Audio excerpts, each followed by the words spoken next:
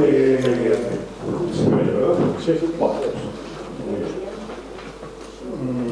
pues, los socios de la Universidad Popular y las personas, digamos, simpatizantes que veis nuestra web o, digamos, habéis asistido a las conferencias, pues sois, digamos, conscientes de que los temas relativos al cambio climático, al ahorro energético, la sostenibilidad, consumo de agua, consumo de materias, pues es un tema, digamos, de interés para la Universidad Popular porque entendemos que es algo interesante para la ciudadanía en general. Y nos planteamos, o cuando hemos hablado de esos temas en la Universidad Popular, ha quedado claro que una parte importante, uno de los factores importantes del cambio climático está muy relacionado con la producción y consumo de energía. Y también hemos visto aquí en las conferencias que ese consumo se produce a tercios. Un tercio la vivienda habitual, las viviendas y las oficinas, otro tercio la industria y un tercio final que es, digamos, el transporte.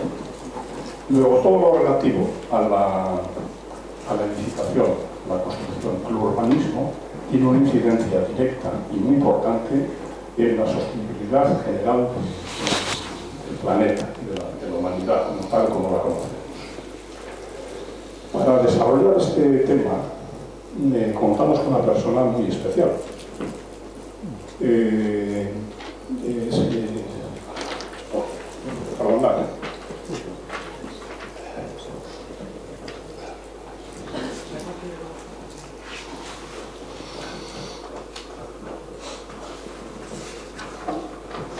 Fernando Rodríguez Fabián. No le conocéis la mayoría porque, bueno, pues aprovecho la ocasión para deciros que es la persona que nos dio la primera conferencia de la Universidad Popular. Hace ya muchísimo tiempo, muchos años. Tanto tiempo como, fijaros, fue como 5 años. El día 25 de febrero. O sea, prácticamente estamos ya a unos pocos días de ser del año 2009, hace 5 años. 6 ya. 6. 6 años ya. Yo entre los números me pierdo. Sí. Un poco sostenible los años ya. Claro. Y en esa ocasión pronuncié una conferencia sumamente interesante. En aquella época todavía no guardábamos en la web los datos de las conferencias, las presentaciones, no grabábamos el vídeo. Es una pena, de verdad, no disponer de esas cosas. Y se trataba de escenario de la edificación y la ciudad. El 25 de febrero de 2009. Bueno, pues Fernando es ingeniero de edificación y urbanista y es profesor en el Departamento de Arquitectura de la Universidad de Alcalá de Henares. Para la persona indicada para hablar de la problemática que relaciona el urbanismo de la ciudad, obviamente, con la sostenibilidad general. La Universidad de Alcalá de Henares pertenece al grupo de investigación que se llama Intervención en el Patrimonio y Arquitectura Sostenible. ¿Veis? Lo que tiene mucho que ver con el título de la conferencia. Ha trabajado en varias líneas de investigación, no voy a leerlas todas, porque es una lista larga, pero es acondicionamiento de la arquitectura en la ciudad para discapacitados, aplicación de aspectos cualitativos perceptivos en el planteamiento urbano, arquitectura sostenible, arquitectura bioclimática, etcétera, etcétera, etcétera. Ha intervenido pues, en una lista larga de proyectos de investigación en 2008 y 2011 y publicaciones tiene varias, publicadas en colaboración o en mismo. Bueno, pues vosotros me paro, ¿verdad? Sí. Bueno, es que tengo dentro de la Universidad Popular una cierta crítica que me alargo. Os dejo con Fernando.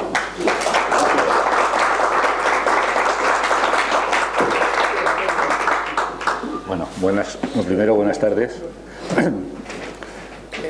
No toda la presentación es verdad, yo de verdad que no soy tantas cosas ni sé tantas cosas.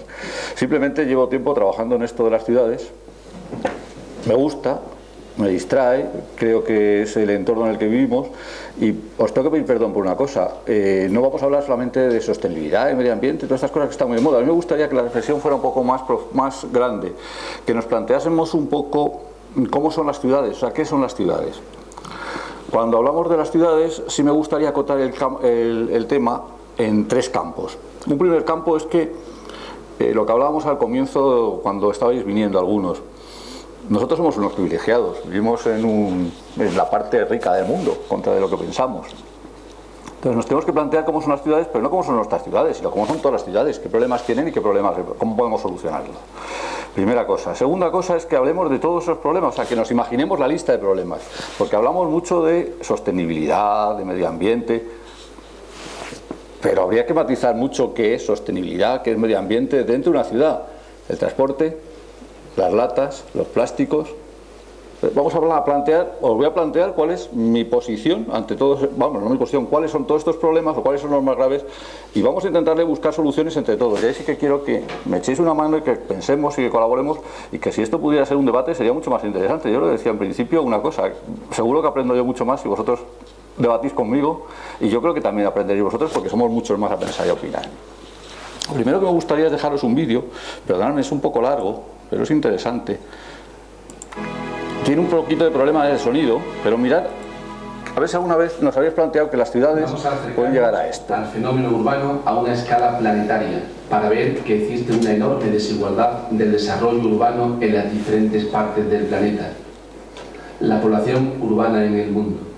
La tasa de urbanización o porcentaje de personas de una población que vive en ciudades en nuestro planeta se encuentra en torno al 50%, y la tendencia es que continúe creciendo a un ritmo acelerado.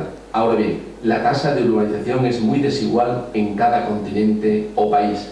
En el año 2000, fecha de los últimos datos disponibles, el continente más urbanizado era América del Norte, donde el 79% de la población vive en ciudades. Imagina, por tanto, la gran cantidad de espacios casi vacíos que quedan en este continente. Por su parte, África es el continente menos urbanizado, ya que solo el 37% de su población habita en ciudades. En general, se puede observar una cierta relación entre el nivel de desarrollo de un territorio y su tasa de urbanización, ya que las mayores tasas de urbanización se dan en las zonas económicamente más desarrolladas.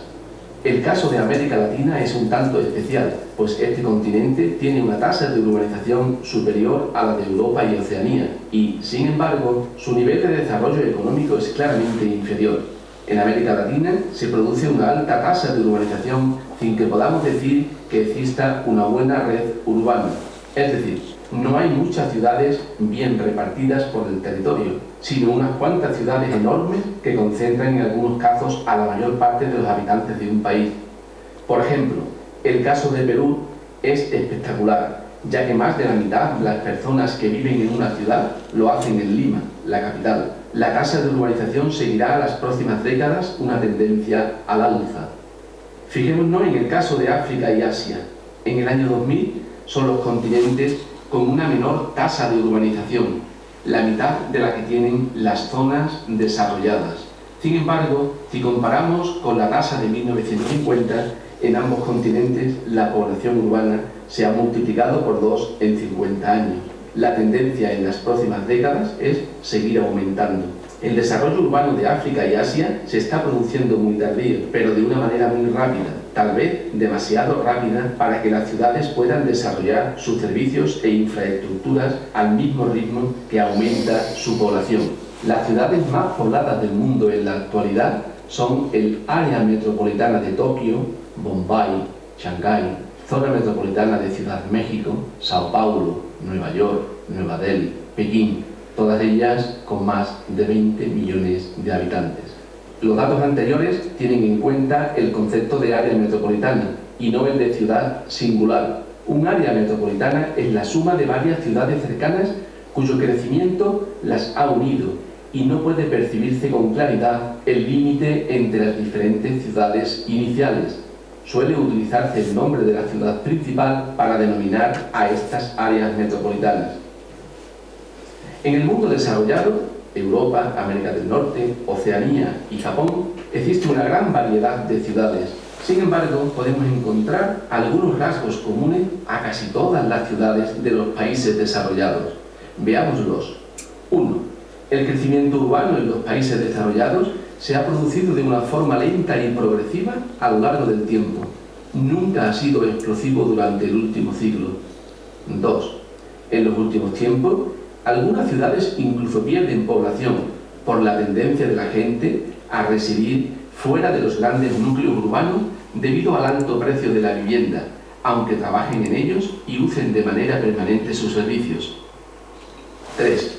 Las grandes ciudades han tendido a crecer absorbiendo antiguos pueblos de su entorno, formándose áreas metropolitanas extensas en las que no se percibe el límite entre una ciudad y otra.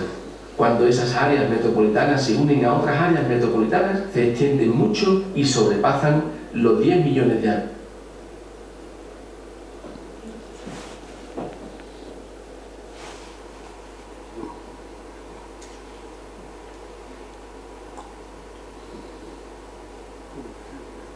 Bueno, perdonad, no sé si va a querer seguir. Espacio en estas ciudades. 5.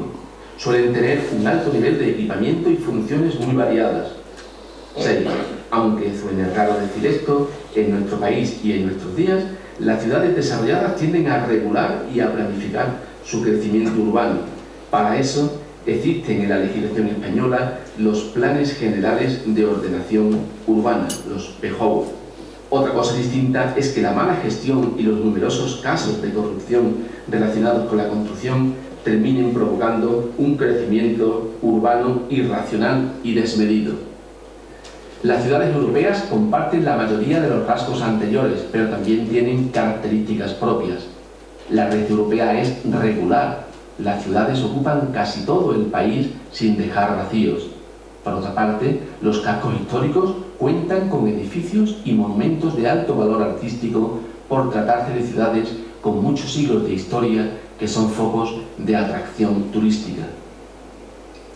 En las ciudades de América del Norte y Oceanía, a diferencia de Europa, donde la mayoría de las ciudades tienen siglos de historia, se partió casi de cero a la hora de fundar ciudades, por lo que podían diseñarse sin los inconvenientes de tener que respetar o reconstruir espacios antiguos. Vienen a coincidir en varios rasgos. 1. Son todas ciudades muy extendidas en el espacio, ya que se fundaron con abundancia de terreno virgen y barato. 2. Como su desarrollo y crecimiento se ha producido en tiempos relativamente recientes, se tuvieron en cuenta los modernos medios de transporte, como el automóvil, para diseñar calles amplias y que permitan desplazamiento de varios kilómetros hasta el centro de la ciudad. El plano más utilizado en el diseño de estas ciudades fue el ortogonal. 3. La composición social y étnica de las ciudades es muy variada. Además, desde el principio existió una tendencia a que los inmigrantes de un mismo origen se agruparan en barrios, formando comunidades en las que mantenían sus propios modos de vida y costumbres. 4. La zona central de las ciudades, conocida como CBD, Distrito Central de Negocios, destacan por sus imponentes rascacielos de oficinas que ofrecen una visión impresionante y colosal del ingenio humano. Y 5. Los barrios marginales de estas ciudades, lejos de situarse a las afueras, se ubican justo en el centro, en las zonas más antiguas de la ciudad y cerca de la zona de negocios. En Japón, decir que tiene una red urbana muy concentrada y que las metrópolis de Tokio y Osaka concentran más del 40% de su población. Actualmente, en los países en desarrollo o países subdesarrollados, se está produciendo una explosión urbana, es decir, un crecimiento acelerado y desordenado de las ciudades debido a la inmigración masiva desde el campo.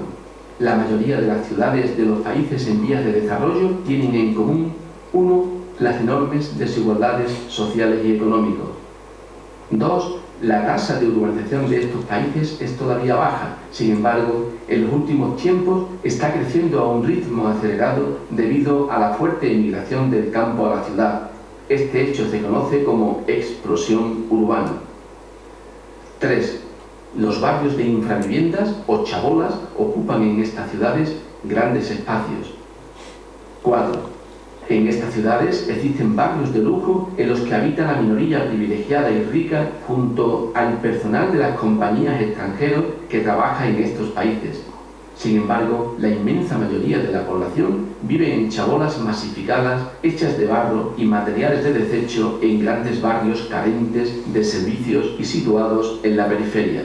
Estos barrios se conocen con distintos nombres según los países: favelas, ranchitos, bidonville. 5. El crecimiento de las ciudades del tercer mundo se está produciendo de manera desordenada y sin mucha planificación. 6. Los servicios públicos en estas ciudades, alcantarillado, luz eléctrica, recogida de basura, son muy escasos para atender a toda la población.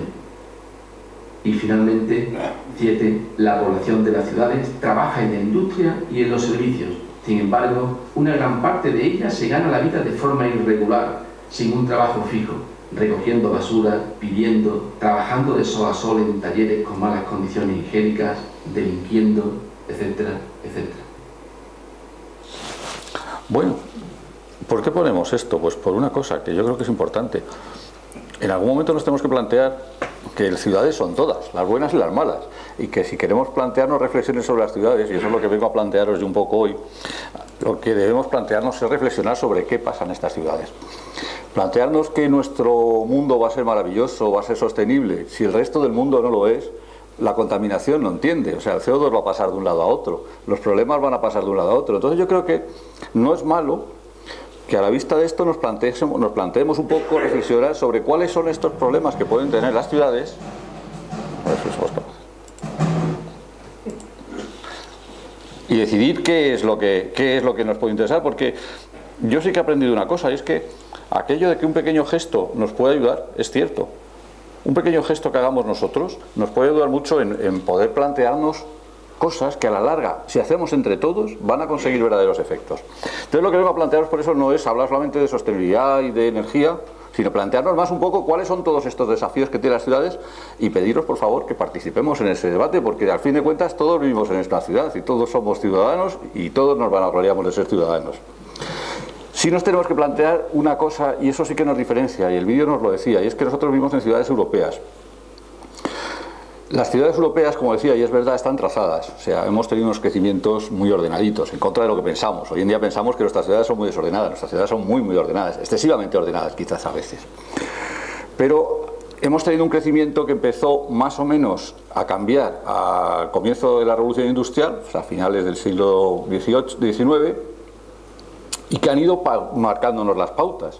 Pero no dejemos de pensar que esa marcada de pautas en un comienzo de esas ciudades empiezan a ser simplemente porque hay un problema de salubridad. O sea, los mismos problemas que tienen estas ciudades que hemos visto del tercer mundo son los que tenemos nosotros, no nosotros en España, pero sí lo tienen otros países en Europa, y empiezan a plantear un desarrollo o unas marcas o unas pautas, unas normas para poder desarrollar para que exista salubridad en la ciudad.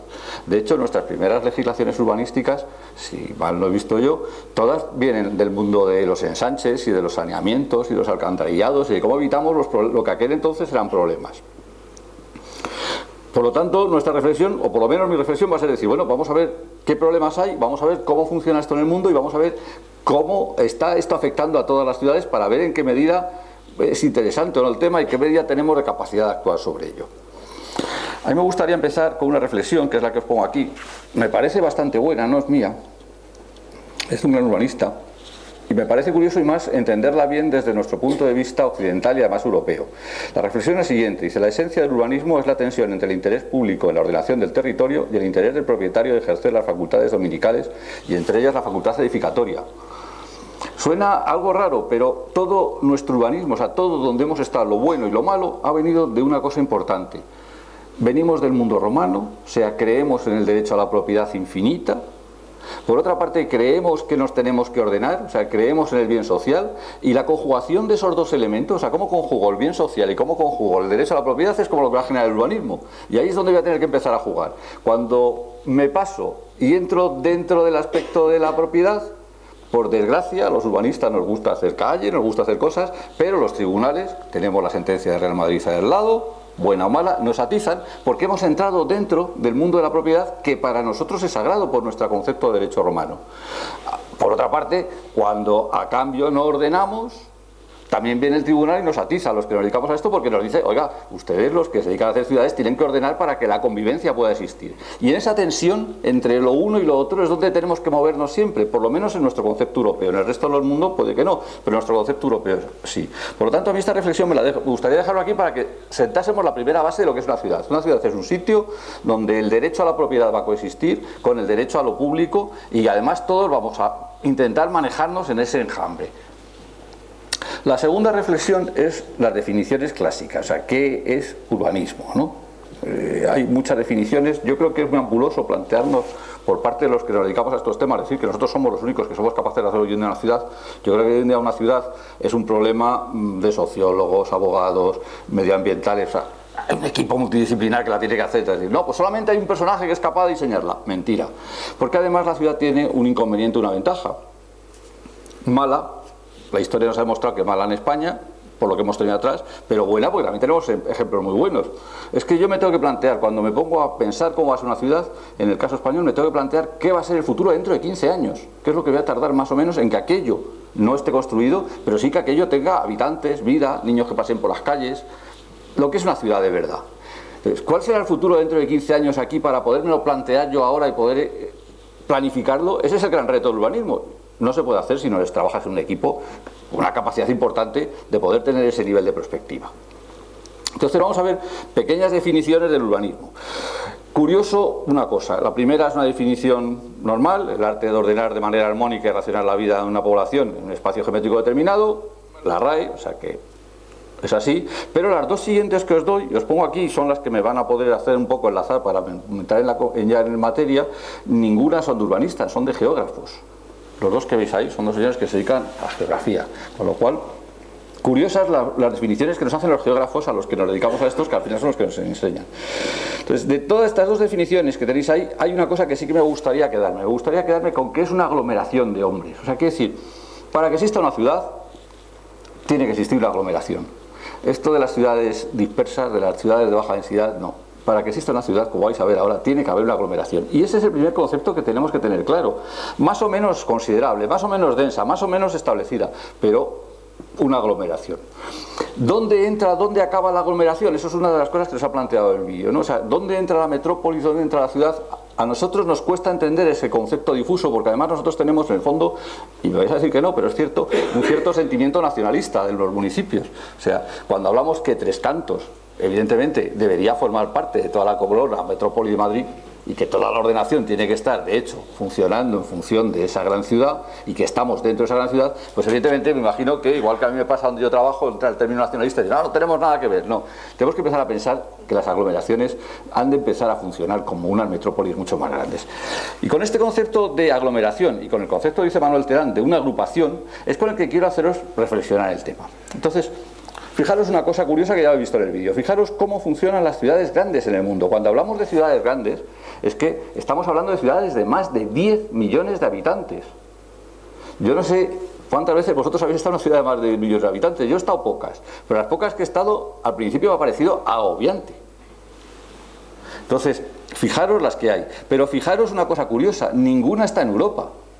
O sea, nosotros pensamos que somos unos señores que tenemos unos problemas gravísimos y no los tenemos. Fijaros que ninguna está en África. O sea, que todas las tenemos aquí, concentradas en la parte de Asia.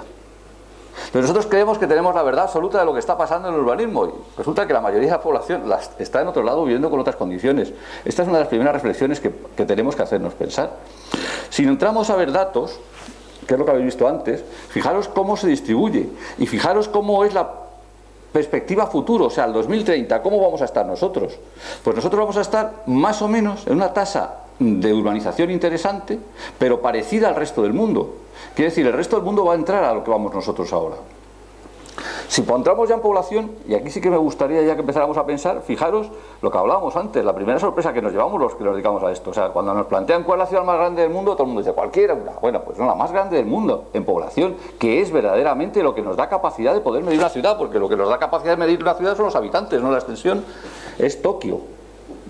Fijaros que estamos hablando de que a datos de la ONU del 2012 tiene 36.200.000 habitantes. Ahora vais a poderlo comparar con Madrid, que venimos detrás. Fijaros la diferencia entre Tokio y Madrid de lo que estamos hablando de habitantes. O sea, cuando hablamos de superpoblación estamos hablando de una cosa de verdad. Cuando nosotros en Madrid hablamos de superpoblación estamos hablando de una cosa de mentira. Fijaros cómo se está repartiendo, además, por continentes. Curiosísimo, ¿no? Cómo funciona. Lo que hablábamos antes, México DF, ¿no? Que todo el mundo pensaba que era más grande. Pues no. Hay una diferencia entre Tokio y México que casi es el doble Tokio que México DF. Pero vamos a entrar en otro parámetro, ya dado que lo que queremos medir es cantidad de habitantes, traslademos esos habitantes a una porción del territorio. Y entonces digamos, oiga, vamos a ver cuál es la densidad de habitantes, o sea, qué cantidad de habitantes tiene el territorio por kilómetro cuadrado. Y nos vamos a llevar otra sorpresa. Ahora ya no es Tokio, ahora es Bombay.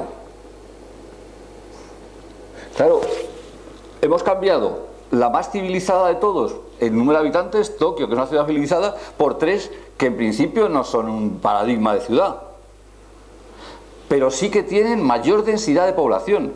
Pero fijaros una cosa curiosa, fijaros en las densidades en las que están trabajando México y Shanghái.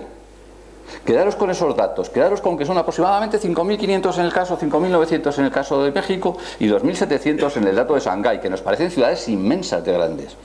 Bueno, si ahora nos trasladamos a nivel europeo, nos bajamos a la escala europea, en la escala europea, nuestras ciudades que son pequeñitas, fijaros cómo se van repartiendo por el territorio. De nuevo volvemos a encontrar otra peculiaridad o característica curiosa de nuestro urbanismo europeo. El centro de Europa está lleno de ciudades, las periferias están cada vez con menos ciudades. O sea, quiere decir que esto, el desarrollo urbano nuestro, proviene de estos señores que han desarrollado por aquí, por el centro, y que nos han dado en el fondo a todos las reglas de por dónde tendríamos que ir, nos guste o nos disguste, y que nuestras ciudades tienen un componente importante de ciudades centroeuropeas en la medida en la que se ha podido acomodar eso al territorio nuestro, que es el caso de... Pero fijaros en España que estamos en las zonas de menos densidad de población. Curioso. Fijaros ahora, si yo os pregunto cuál es la ciudad más con más habitantes de Europa, nos planteamos que Estambul nunca lo hemos querido. Claro, todo el mundo dice, bueno, Estambul no es Europa. No, perdón, Estambul es Europa, aunque la mitad de la ciudad esté en Asia, pero es Europa. No nos engañemos, estamos en territorio europeo. Fijaros que de los 36 millones que tenía Tokio, la más grande de Europa estamos hablando de 13. O sea, no estamos ni por debajo de lo que decimos de México. O sea, quiere decir que en el fondo nuestro continente es un continente privilegiado. O sea, nuestras ciudades son unas ciudades muy privilegiadas en todos los aspectos, y gracias a ese privilegio nos podemos permitir el lujo de ponernos a discutir sobre estas cosas.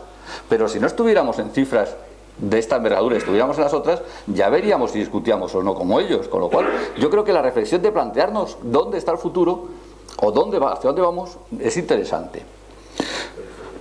Fijaros las densidades con las que estábamos trabajando antes. Fijaros las densidades con las que trabajamos nosotros.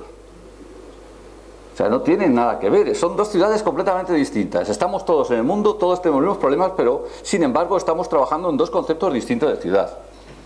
Vamos a un salto más todavía.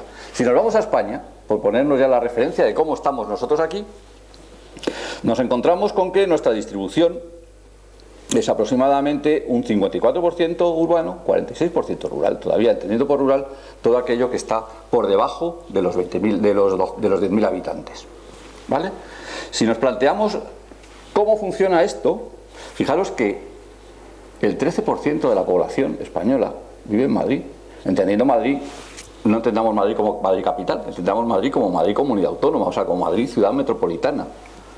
Fijaros que en Barcelona se concentra otro 11%, quiere decir, tenemos un 24%, un cuarto de la población que vive en las dos ciudades más importantes de Europa, de España, entendiendo por ciudades más importantes áreas metropolitanas. Fijaros cómo estamos luego por fuera. Y fijaros que hay todavía un 47% de la población que vive fuera de todas estas cosas. Quiere decir, nuestro nivel de densidad no tiene todavía nada que ver ni siquiera con el de Europa, ni siquiera con el del mundo. Estamos en una zona súper privilegiada a la hora de habitarlo. Bien, si ahora nos trasladamos a habitantes, nos llevamos un susto. O sea, es que no llegamos ni a poner un 1 cuando hablamos de millones de habitantes. Nuestra primera ciudad tiene 3.300.000, que es Madrid. Ahora sí que estamos hablando de Madrid capital, no Madrid corona metropolitana. La corona metropolitana, Madrid, dicen que maneja una población estable más o menos en el día a día de lo que entramos aproximadamente 4,5 millones, que es lo que calculan que se está moviendo un día en Madrid, entre la gente que entra y luego sale, pero tiene 3.300.000, entre los cuales me incluyo yo, que dormimos ahí en Madrid. Fijaros Barcelona, el siguiente salto. Y ya después de esto nos vamos bajando, o sea, nada que ver con los 12 millones, con los 20 millones, con lo cual, claro, esta es la primera reflexión, es otra reflexión. Bueno, nosotros estamos hablando de unos modelos de ciudad en el que tenemos unos problemas gravísimos de especulaciones. Mentira, o sea, vivimos en unos sitios muy privilegiados de la vida. Si ahora esto lo trasladamos a densidad, fijaros que aquí hay una cosa que os va a chocar, y es cierto, es un dato que choca. Barcelona está trabajando a densidades tan altas como Tokio casi. ¿Os acordáis de lo que hemos hablado, de 9.500, 12.000? Fijaros que nuestras primeras ciudades están casi ahí. O sea que a nivel de densidad ya nos empezamos a parecer. Y este es el primer parámetro que nos va a hacer pensar que al final toda la reflexión se puede extrapolar, porque en el fondo los problemas con los que vamos a trabajar en un lado y en otro van a ser similares. O sea que es cuestión de tiempo que ese problema a menor escala, porque vamos a tener menores poblaciones, se nos traslade, pero es lógico que también lo vayamos a tener aquí. Y de hecho ya están apareciendo. Y de eso es de lo que me gustaría hablaros. Vamos a seguir. Para mí, si tuviéramos que hablar, me gustaría hablar de estos 9 problemas.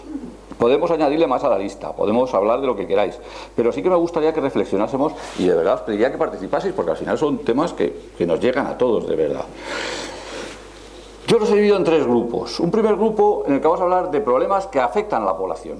¿Y qué problemas afectan a la población de una ciudad? Pues para mí los más importantes son estos 3. La primera son los desequilibrios sociales. Nosotros los tenemos muy poquitos, como hemos visto, porque nuestras ciudades son muy privilegiadas, pero como vais a ver existen graves. Y esos desequilibrios sociales van a generar unas tensiones muy importantes en las sociedades, y evidentemente en las nuestras, donde están pasando, también las está generando ya. Con lo cual los desequilibrios sociales nosotros no queremos verlos porque nos afecta, pero hay que analizarlos y verlos.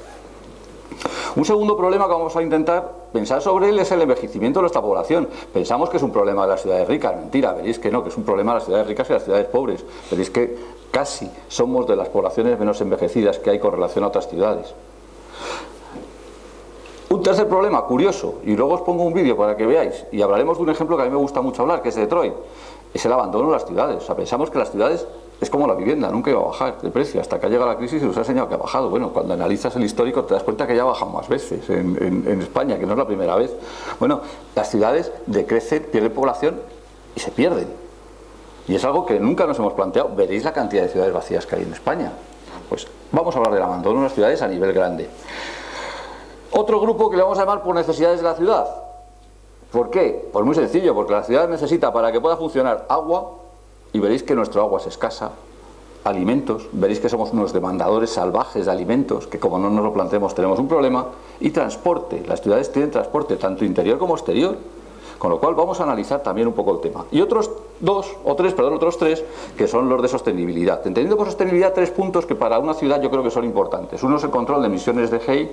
Cuando hablamos de emisiones de GEI, perdonadme el palabra del GEI, son emisiones de CO2. Lo que pasa es que todo el mundo tiene el concepto de que lo que nos mata es el CO2. Es mentira, hay muchos más gases que producen el mismo efecto que el CO2 y que son peores que el CO2, que son los GEIs.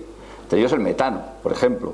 Entonces, es cierto que todo al final lo traducimos a unidades equivalentes de CO2, pero tenemos que hablar de GEI, o sea, tenemos que hablar de efecto invernadero en el fondo. De las demandas energéticas, veréis que nuestras ciudades no es que sean demandadores de energética, es que son sumideros energéticos. Que vivimos un nivel de energía altísimo. Y de los tratamientos de los residuos. Los residuos nunca queremos acordarnos de que los generamos, pero generamos montones de residuos y dentro de poco no sabremos qué hacer con ellos, como no empecemos a buscar soluciones de verdad. Un poco esto es lo que me gustaría, y me gustaría que reflexionáramos todos en voz alta. O sea, que yo os voy a dar mi opinión, os voy a dar cuáles son mis puntos de vista de los 3 aspectos negativos de cada uno de ellos y los 3 aspectos positivos que se deberían hacer, pero no tienen por qué coincidir con los vuestros. Esto no es una ciencia, esto simplemente es una reflexión. Por lo tanto, os invito a que ante cualquier tema vosotros participéis conmigo y, como os decía antes, me enseñéis. ¿Cómo va a crecer la población mundial para que nos planteemos el crecimiento de la población mundial? Pues miradlo, aquí lo tenéis. Los países desarrollados más o menos vamos a estar parecidos hasta el año 2050. Estas son prospecciones de la ONU. Los países en vías de desarrollo, fijaros la explosión que van a tener de gente. Quiere decir, nosotros en el 2050 es posible que podamos seguir mandando porque tenemos el poder económico y el poder militar, pero es cierto que a nivel de población no vamos a mandar nada. Esta es la primera reflexión que nos tenemos que plantear. ¿Dónde van a estar estos crecimientos? Pues fijaros dónde van a estar. En Asia. ¿Por qué? Pues es evidente, o sea, lo que hemos visto antes en las ciudades, Japón, China, tenemos ahí todo el problema. En África, que nos han dicho que van a crecer las ciudades, pero no van a crecer mucho la población, no la dejamos, ya nos encargamos de que no crezca. ¿Y nosotros cómo nos vamos a quedar? Pues vamos a decrecer un poquito. Estados Unidos va a crecer, pero la primera cosa curiosa es que Europa es el único que plantean en la ONU que vayamos a decrecer de población. ¿Qué factores nos van a llevar a esto de la desigualdad? Pues yo creo que hay tres factores que nos llevan abocados a estos. La primera es la inmigración rural.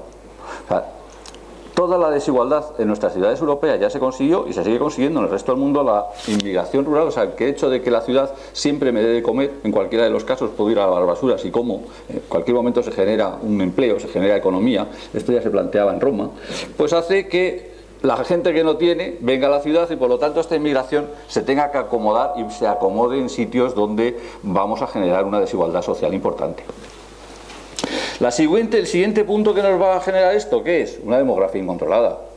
Es políticamente incorrecto hablar de esto, pero en algún momento el mundo se tendrá que empezar a plantear la cantidad de gente que va a tener. No nos gusta pensarlo, no queremos pensarlo, pero es cierto que vamos a llegar a ello antes o después. Y luego hay un tercer factor que parece una tontería, pero no lo es, que son los factores educativos. O sea, la gente a partir de determinados niveles formativos, y digo formativos, no formativos en cuanto al trabajo, sino formativos en cuanto a la educación intelectual que puede tener, automáticamente empieza a generar una serie de condiciones de vida que le sacan de la desigualdad social, y eso está comprobado. Entonces estos tres factores, como no intentemos mitigarlos, generaremos esto. Aquí os pongo un ejemplo, esto es Bombay. Mirad cómo es Bombay. Bonita ciudad, bonita foto, pero ¿os atreveríais a pasear por aquí? Una ciudad en la que no puedes pasear no es una ciudad. Esa es la primera cosa que nos tenemos que plantear. Bien, ¿cómo podemos reequilibrarlos? ¿Habéis visto esta foto antes? Esta foto es muy curiosa, me parece muy bonita. Es una foto de Sao Paulo, esto es real, Sao Paulo. O sea, cómo un señor puede vivir tranquilamente aquí en un ático maravilloso con su piscina y otro que aquí puede estar mal viviendo, ¿no? Y además estar conviviendo con una especie de muro que los protege a unos de los otros. O sea, parece que no. Si tenéis interés en estas cosas, leer un poco de qué están pasando los countries en Argentina, donde incluso ya tienen problemas con los narcotraficantes colombianos porque van allí porque son más seguros que el propio Colombia. O sea, estas cosas yo creo que hay que darles ciertas vueltas y que hay ciertos temas difíciles, ¿no? ¿Cómo podemos mejorar este desequilibrio social? Pues una cosa que aquí en España se intentó, se consiguió poco, pero se ha conseguido y hemos conseguido, es lo que los que nos dedicamos a esto llamamos fijar población. O sea, mejorar el medio rural. Si al señor que está en el medio rural le dieron las mismas condiciones que el que está en el medio urbano, el señor va a poder vivir en su medio rural porque le gusta. O sea, no viene de buenas a la ciudad, viene un poco obligado. Entonces, tendremos que empezar a plantearnos, si queremos hacer esto a nivel global, cómo empezamos a mejorar el medio rural de estos países, porque si no, apaga y vámonos. Mejorar las infraestructuras de la ciudad. O sea, nuestras ciudades tienen unas infraestructuras espectaculares. Nos quejamos de que el canal de Isabel II se les a las tuberías, de que no nos llega el agua, pero imaginaros los señores de aquí. O sea, no tienen nada que ver con lo nuestro. Si yo quiero que estos señores vivan con cierto nivel de comodidad, tendré que empezar a plantearme mejorar sus infraestructuras. Puede que sea un camino para salir nosotros también de la crisis, echarles una manita a ellos. Y por supuesto lo que hemos dicho antes, una política de educación que evite que estos problemas surjan. Pero creedme, lo tenemos, y lo tenemos antes de lo que pensamos, este problema de equilibrio social. Vamos a por el segundo, envejecimiento de la población. Fijaros datos de cómo va a envejecer esto. Personas de más de 60 años, que son los señoritos que en los países desarrollados, que es lo que nos interesa. En el año 2002, poquitos. En el año 2025 ya somos unos cuantos. En el año 2050 somos otros cuantos y casi lo mismo. Pero fijaros, los señores de amarillo, o sea, los de vías de desarrollo, no nos van a andar a la zaga si veis el incremento. O sea, quiere decir que ellos también van a envejecer, les guste o les disguste. Y como además van a vivir en peores condiciones, porque la ciudad genera una vida, como vemos luego, en peores condiciones, pues van a tener menos niños y van a envejecer como nosotros. De hecho, pasa esto en China, control de la población, hoy en día, envejecimiento salvaje de la población. En el mundo, pues no os engañéis, por desgracia, los que vamos hacia mayores vamos a ser mayoría sobre los que van hacia menores, ¿no? O sea, vamos a tener esa ventaja, pero vamos a ir aquí. Esto nos va a generar también muchos problemas, a nosotros y a todos. ¿Qué podemos hacer? Aquí os pongo una imagen de la ciudad más envejecida del mundo. La ciudad más envejecida del mundo ahora, según datos de la ONU, es Shanghái. No son las nuestras, que tenemos unos problemas muy graves y que cómo nos va a afectar, no, Shanghái. Shanghái tiene una población 3 veces la nuestra de envejecimiento. O sea, están en tasas de envejecimiento verdaderamente preocupantes ya. Bueno, pues ¿qué podemos hacer? Pues mejorar las condiciones de vida de estos señores. También es políticamente incorrecto, y el primero que me duele es a mí, porque no me gustaría hablar de estas cosas y porque no me las quiero creer, porque me toca poder empezar a vivir de otra forma, pero es que va a ser la realidad. Mis condiciones de vida las tengo que aumentar, las tenemos que mejorar, pero las tenemos que mejorar con el ánimo de ¿qué? De que sea una persona activa durante más tiempo de mi vida. Y yo sé que esto suena muy mal, pero los datos, si os fijáis cómo vamos a subir todos de escala, nos llevan a que al final yo voy a tener que producir bastantes más años que los que produjo mi padre, y mi hijo va a tener que producir bastantes más años de los que produje yo, cosa que por primera vez yo soy la generación del punto de inflexión en el que va a pasar esto. Y eso nos lo tenemos que plantear. ¿Plantear cómo? Pues, con una cosa muy desagradable, que es que mi competitividad laboral, o sea, yo voy a tener un periodo formativo en mi vida laboral mucho más amplio, y voy a tener que estar más a lo que hay, más competitivo. Y me gustaría pensarme que me voy a poder jubilar cuanto antes, pero es que de seguir así el camino no voy a llegar, o sea que tengo que planteármelo. ¿Y qué más nos va a llevar a este envejecimiento de la población? Pues la crisis económica. La crisis económica ha hecho una cosa dura, y es que no tengamos hijos. En Estados Unidos se empieza ya a estudiar que en determinadas zonas, sobre todo en las grandes ciudades, tener muchos hijos es un síntoma de riqueza, y que la población rica tiene de 2 a 3 hijos y la población pobre tiene 0, porque cuestan. O sea, la diferencia de lo que venía en el mundo rural, donde un hijo era un apoyo para la unidad de economía familiar, ahora un hijo es una unidad de gasto para la economía familiar, con lo cual hay que planteárselo. Entonces, mientras que no cambiemos esto, a peor vamos. ¿Qué podemos hacer para mejorarlo? Pekín. ¿Por qué he puesto Pekín? Porque Pekín es la 3ª ciudad más envejecida del mundo. Unas ciertas calidades de vida. Pekín. Pues tendremos que trabajar en 3 factores, creo yo. Tendremos que trabajar en un reequilibrio social. O sea, tendremos que empezar a plantear lo que os he dicho, que es políticamente incorrecto: el trabajar más tiempo, estar más tiempo en activo, movernos más en la sociedad, dejar de pensar que somos mayores a una edad y que somos dentro de la mayoría de la población, y por lo tanto tendremos que empezar a funcionar y a poder opinar y actuar dentro de la sociedad. La segunda es a mejorar la productividad. La mejora de la productividad nos va a obligar a que nuestros trabajos, como nos está pasando a nosotros, sean mucho más agradables, que yo pueda tener teletrabajo, que pueda tener todo lo que se me ocurra, y que por lo tanto esos años de más que voy a tener que trabajar los trabaje con unas mejores condiciones y además sea muy productivo. Yo conozco una fábrica, no se puede decir, bueno, soy 3M, donde se plantearon las jubilaciones, las prejubilaciones a lo bestia. La orden que ha llegado de Estados Unidos es que a partir de los 45 ya no se prejubila a nadie, porque es cierto que son menos productivos las personas de 45, pero es cierto que solucionan 3 veces más problemas. Es una cosa dura, pero es así. La siguiente son las condiciones, tampoco nos gusta oír hablar de esto, pero son las condiciones de la inmigración y la integración. O sea, como sea, los países que empezamos a envejecer tenemos que pensar en que tenemos que importar población joven de otros países, porque nosotros no la vamos a producir. No nos gusta, no queremos oírlo, pero al final todos recabamos en lo mismo, y de hecho este país estuvo económicamente estable a nivel de seguridad social y a nivel de ingresos de impuestos cuando había una mano de obra inmigrante importante. No es políticamente reconocible el tema. Debemos de empezar a pensar que las soluciones pueden pasar por aquí, aunque no nos guste pensarlas. Pérdida de la población. Luego hablaremos de un vídeo de Detroit. Detroit es, no sé si conocéis algo sobre Detroit. Detroit ha salido mucho en los periódicos, es uno de las cosas más curiosas. Detroit, en los años 50, fijaros la población que tenía. El año 2012, fijaros la población que tenía.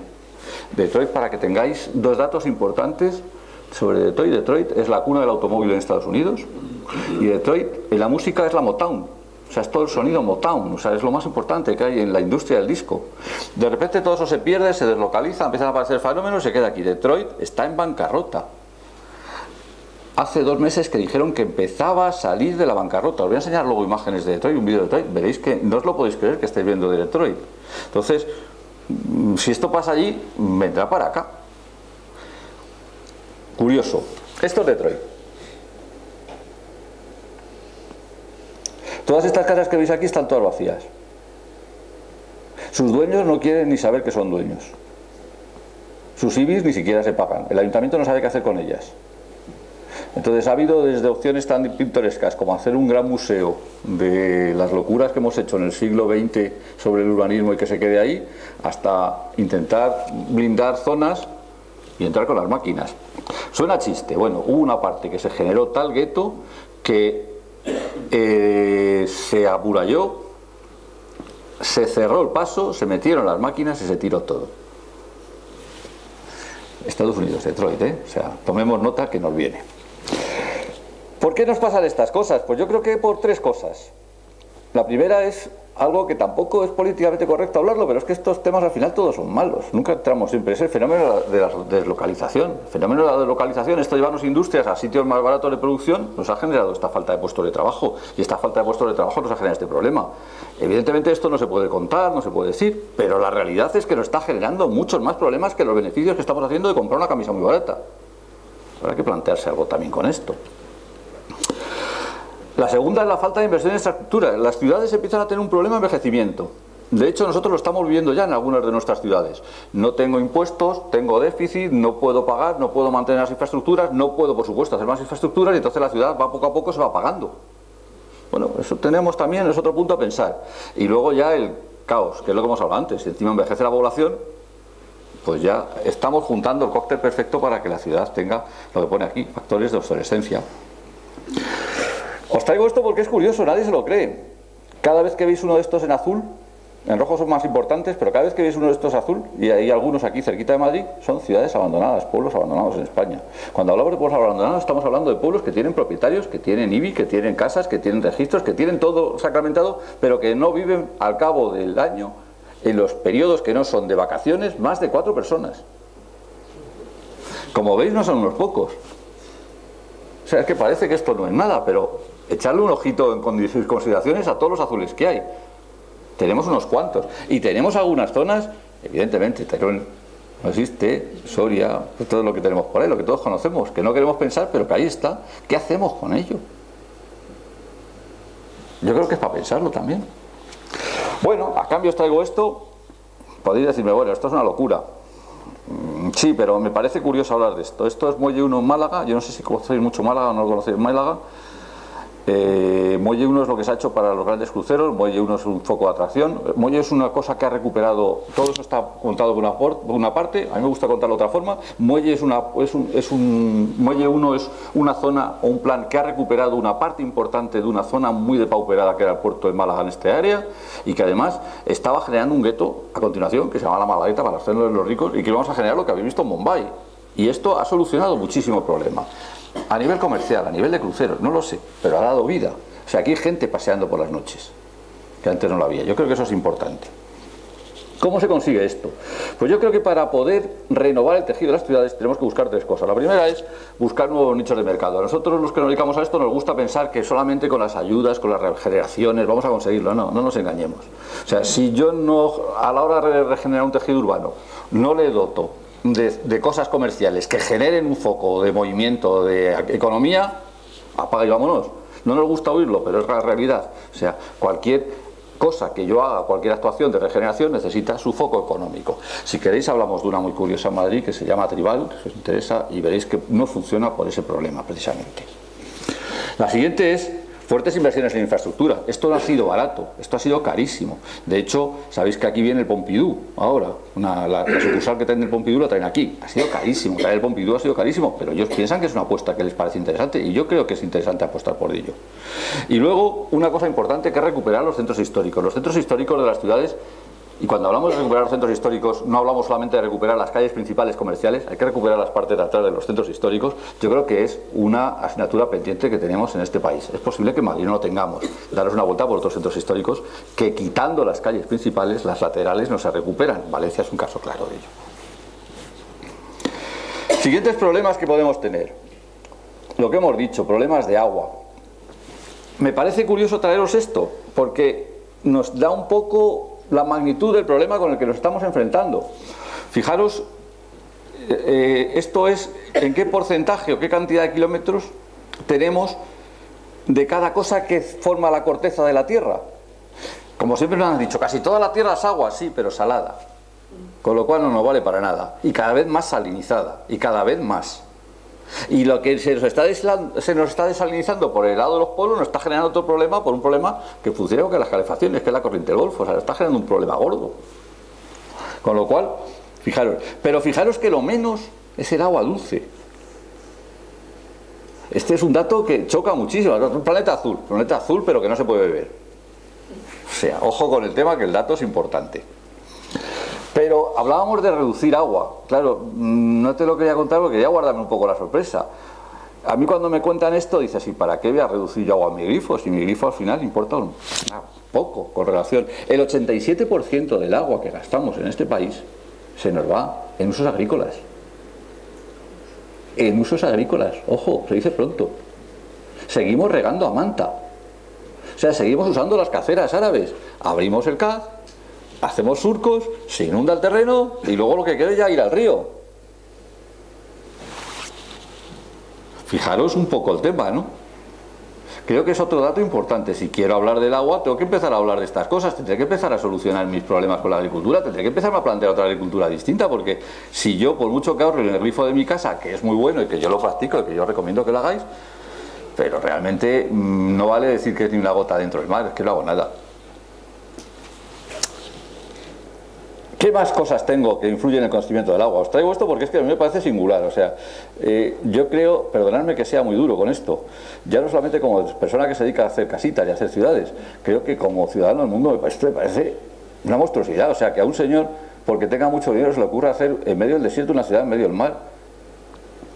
No es ni sostenibilidad, es locura, ¿no? Bueno, pues ahí está. Y esto no es que haya consumido agua, es que devora agua potable. Pero claro, gracias a Dios devora agua potable de las desalinizadoras, sí, a un consumo energético salvaje y con un problema de sal que no sé qué hacer con él. Bueno, aquí está, Dubái. Entonces, ¿qué factores tengo muy negativos para esto del agua? Pues lo que os he dicho, riego Samantha. O sea, vamos a buscarnos una nueva tecnología. O sea, estamos hablando de tecnologías 3D, 4D, 5D, pero seguimos todavía en el campo con unas tecnologías muy primarias. Vamos a buscar tecnologías más interesantes en el campo. Tenemos unas infraestructuras de desarrollo de agua muy obsoletas. Cuando el canal de Isabel II habla con cierta claridad, nos dice que se nos pierde casi un 30% del agua por el camino. 30% del agua consumimos, es que se dice pronto. O sea, vamos a mejorar las tuberías, nos molestan las obras, pero vamos a mejorarlas, es que lo necesitamos. Y vamos a intentar plantearnos el agua 2 o 3 usos. No vale con uno solo ya. O sea, si queremos ser sostenibles, queremos llegar a esto, tendremos que empezar a plantearnos reutilizar el agua. Yo sé que vosotros aquí tenéis una normativa medioambiental buenísima, que reutiliza el agua, que plantea todas estas cosas, pero ¿cuántas viviendas de verdad, del montante total de viviendas, lo están haciendo en Tres Cantos? Vamos a jugar con las cosas con realidad y no con cierta imaginación, ¿no? A cambio os pongo Haifa. No sé si conocéis Haifa. Haifa es una maravilla porque es una ciudad perfectamente acostumbrada al uso del agua, pues una ciudad que tiene habitantes importantes en el desierto, mar, todo, lo tiene todo, pero tiene que reutilizar el agua y tiene que consumirlo. Es un auténtico, si queréis un día hablamos de esto, es un auténtico equilibrio de cómo saben reutilizar hasta 4 veces el agua y cómo saben aprovechar muy bien el agua. Fijaros cómo son capaces de hacer jardines en pleno desierto con césped. Si os cuento las condiciones de riego de los nuestros, no de los campos de golf, de lo que planteamos en un parque urbano, lo que plantean ellos aquí, ni siquiera. Ellos tienen las especies tratadas para que consuman menos agua. Estamos hablando de otro mundo, entonces hay que llegar a eso. ¿Cómo se hace? Pues mejoremos los sistemas de riego y transporte para no perder nada. Aprendamos a reutilizar el agua como ya sabían nuestros bisabuelos. Mallorca es un claro ejemplo de cómo se recupera el agua de las casas. Toda la vida lo llevan haciendo y lo hemos perdido. Pues aprendamos la técnica que ya la teníamos. Y luego hagamos campañas de concienciación. Yo creo que aquí sí que la concienciación es importante. O sea, que tenemos que empezar todos a concienciarnos, que es verdad.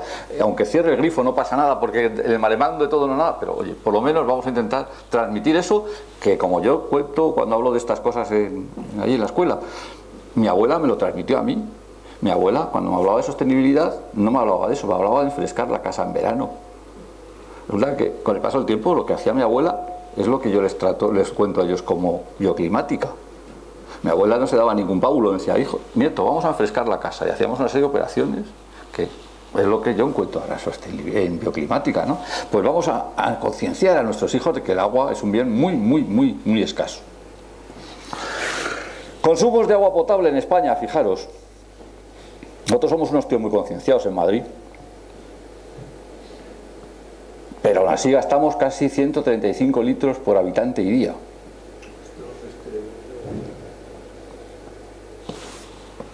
Ahora, evidentemente, aquí seguimos regando a lo bestia. Aquí ni os cuento. Y aquí que les sobra, van sobrados. Mientras que tengamos la mentalidad de que unos van sobrados y otros van justos, no vamos a tener reequilibrio, no vamos a tener capacidad de ser sostenibles, lo que hablábamos antes. La sostenibilidad pasa por estas cosas, por entender estos conceptos. Suministro, no sé, esta se ve un poco mal, lo que veíamos antes. Suministro de calorías. Suministro de alimentación a las ciudades. Las ciudades tiran comida, pero vamos a ver cómo se reparte esto las calorías. Fijaros, os he traído esto por una cosa, no está España, pero veis aquí distintos sitios. Fijaros que lo gris es lo que nos alimentamos de cereales y lo rojo lo que nos alimentamos de carne. Coged Cuba, cogéis Estados Unidos, veis el rojo que tiene y veis el gris que tiene. O sea, Estados Unidos consume muy poquitos cereales, mucho azúcar. Cuba consume poquita azúcar, poca carne y muchos cereales. Bueno, no nos gusta tampoco oírlo, pero nos vamos a China, nos vamos a la India, entonces tenemos que empezar a pensar que tenemos que comer como ellos, que al final esto hay que reequilibrarlo. Una de las grandes cosas que cuando se cuentan esto de la contaminación no nos queremos querer es que una de las cosas que más contamina, suena mal, es la carne. O sea, comer carne contamina mucho. Comer hamburguesas, que nos gustan, y comer solomillos, contamina mucho. Pero no solamente que contamina a nivel de gases de CO2 por el metano que producen las vacas, es que contamina mucho porque es que necesito mucha extensión para conseguir 1 kilo de carne, aproximadamente 26 veces. O sea, por cada kilo de carne que consumo, 26 tengo que producir al año, 26 kilos de cereales. Con lo cual, tenemos que empezar a pensar a irnos hacia las dietas de la India, aunque no nos guste pensarlo, es otra cosa que ahí está. Pensémoslo. Os he traído una cosa curiosa. España es un país muy de panaderos. Pues no. Fijaros cómo estamos en el resto de la Unión Europea. No estamos mal, o sea, comemos pan, pero no comemos tanto pan como nos han contado. O sea que hemos variado nuestra dieta, que de verdad era muy de pan, hacia dieta más proteínica. Por lo tanto, nos hemos quedado abajo. Habrá que cambiarlo. Demandas de carne, que es lo que decimos que genera problemas de metano. Pues aquí lo tenéis un poco, pero tenéis cómo vamos a crecer. La columna de la derecha es cómo va a crecer. Como veis, no plantea a nadie, son datos de la ONU, no plantea a nadie que vayamos a decrecer. Después de contar todo esto, que no lo hemos creído, no plantea a nadie que vaya a decrecer el consumo de carne en el mundo. Con lo cual, vamos a aumentar el problema. Bueno, ahí está. Grandes mercados centrales. Mercamadrid. Aquí tenéis una imagen del mercado, la mejor pescadería de España, dicen que es, ¿no? La entrada de pescado en Mercamadrid. Fijaros qué cosas para mí creo que afectan de forma negativa sobre esto de los consumos de las ciudades de alimentos. Pues la primera que nos tenemos que empezar a plantear es la distancia de transporte. Esto es una cosa que suena raro, pero que ya hay que empezar a meter las cosas. O sea, yo tengo que empezar a intentar comer más cosas próximas a mí, porque cuando yo traigo cosas muy lejos, estoy gastando mucha energía en balde. Y este concepto de que gasto energía sí es sostenible, ahí ya empiezo a tener ciertas pautas en mi vida, que no son muchas, pero que si lo hacemos todos se hacen cosas. Entonces lo primero que yo creo que había que empezar a plantearse es la distancia de los transportes de lo que yo como, porque no tengo por qué comer lo que está a 6.000 kilómetros. Puedo comer lo que tengo a 12. Siempre lo he hecho. No tengo que volver a eso. Los excesos de suministro. ¿Vosotros creéis que una gran superficie como esta no tira casi un 10% de lo que entra? Es que hay que ahorrar comida en las casas. Sí, vamos a ahorrar comida aquí. O sea, estas grandes macroentradas de toneladas de alimentación hacen que un 10% sean muchos kilos. Controlémoslo. Y la sobreexplotación de los recursos. No nos estamos dando cuenta de lo que estamos haciendo con sobreexplotación. Hemos hablado de la carne, de los cereales, el mar. tenemos que empezar a plantearnos nuestra dieta alimentaria, no nos guste o nos disguste. Aquí tenéis el contrario a nosotros, el otro gran mercado del mundo, ¿no? El pescado de Tokio, el pescado de Japón, de Tokio. ¿Qué ventajas o qué hábitos tendremos que ir cambiando? Yo creo, no sé si es cierto o no. Pues lo que hemos dicho antes, tendremos que ir a dietas bajas en proteínas y en calorías. No nos va a venir mal, no nos va a gustar, pero tenemos que empezar a pensar que mis nietos seguro que van a estar en dietas mucho más bajas que yo en proteínas. O sea que yo soy la generación del punto de inflexión, me guste o me disguste. Tenemos que empezar a pensar más en una cosa que se llama comercio de proximidad. No sé si os han hablado de esto o no os han hablado de esto. El comercio de proximidad es que dos parámetros claros. Primero, ¿por qué tengo que traer productos de muy lejos si puedo tenerlos cerca? A lo mejor son un poquito más caros de producción, es cierto, pero generan menos huella de CO2, o sea, generan menos contaminación y eso a la larga va a significar más ahorro, no a corto plazo, pero sí a largo. Y luego, ¿por qué no puedo ir a mi comerciante de toda la vida a comprarle y no a la gran superficie? Yo sé que a todos les gusta la gran superficie, pero la gran superficie, en contra de lo que parece, no genera lo mismo que genera a nivel de ciudad la tienda de barrio, donde todo el mundo tiene más contacto, más posibilidad, donde en el caso de envejecimiento de la población tienen más control de lo que comen los viejecitos, de cómo funcionan, de si les pasa algo. Las grandes superficies no pueden tener esos controles, o sea, tengo que volver al comercio de proximidad, a lo que pasaba antes en los barrios, que es lo que nos gusta. Entonces, hay que recuperar ese concepto. De hecho, las grandes cadenas, fijaros que ya lo están recuperando, o sea, Carrefour ya no abre grandes centros por ahí fuera, sino que abre los Carrefour Express, que son las pequeñas tiendas de proximidad. Con otro concepto, pero lo están abriendo, o sea que por aquí va a pasar. Y por último, plantearnos algo que siempre nos hemos planteado en la alimentación humana, que es el producto de temporada. O sea, yo tengo que comer fuera de temporada cosas que tengo que comer en invierno, cosas de verano. ¿Por qué? O sea, es que puedo plantear comer lo que hay en invierno y en verano lo que hay en verano, que es lo que además está preparado para que me alimente. Pues esto también nos hará cosas que cambiar. Vamos a por otro, que es el transporte. Bueno, os doy un dato: tiempo que usan los españoles el coche. Esto es del Ministerio. Pues más de una hora, 41%. Quiere decir, 59% de la población usa el coche menos de una hora. Pero lo usa, ¿eh? No lo dejamos de usar. El 34% lo usa menos de 10 minutos. En 10 minutos en una ciudad hemos recorrido 4 kilómetros. O sea, 40 minutos andando. Y para 40 minutos andando voy a producir CO2, quemar gasolina. Tendré que cambiar mi hábito de vida. No es malo andar. Si es que estamos volviendo a lo que hacía mi abuelo. Os traigo, perdonad, otra cosa que es curiosa. Esta es una cosa que a mí me costó mucho entenderlo, pero que es curioso. Imaginaros una calle de 3 y 5 metros. Lo de 3 metros por los metros, por el tren. La cantidad de gente que pasa por una hora en relación al transporte, quiere decir, cada vez que pasa un coche, por la vía que durante una hora están pasando coches, podrían llegar a pasar, si fueran personas, 2000. Si fueran contra el autobús, 9000. Si fueran a las bicicletas, a las motos, 14000. Y andando por una vía de estas pasarían 19000. Pero el transporte que más va a poder mover es el metro. Y además es el único que no contamina, entre comillas. Luego si queréis hablamos de que contamina o no contamina el metro. Carísimo de hacer, pero porque va por abajo. Si fuera por arriba, otro gallo nos cantaría.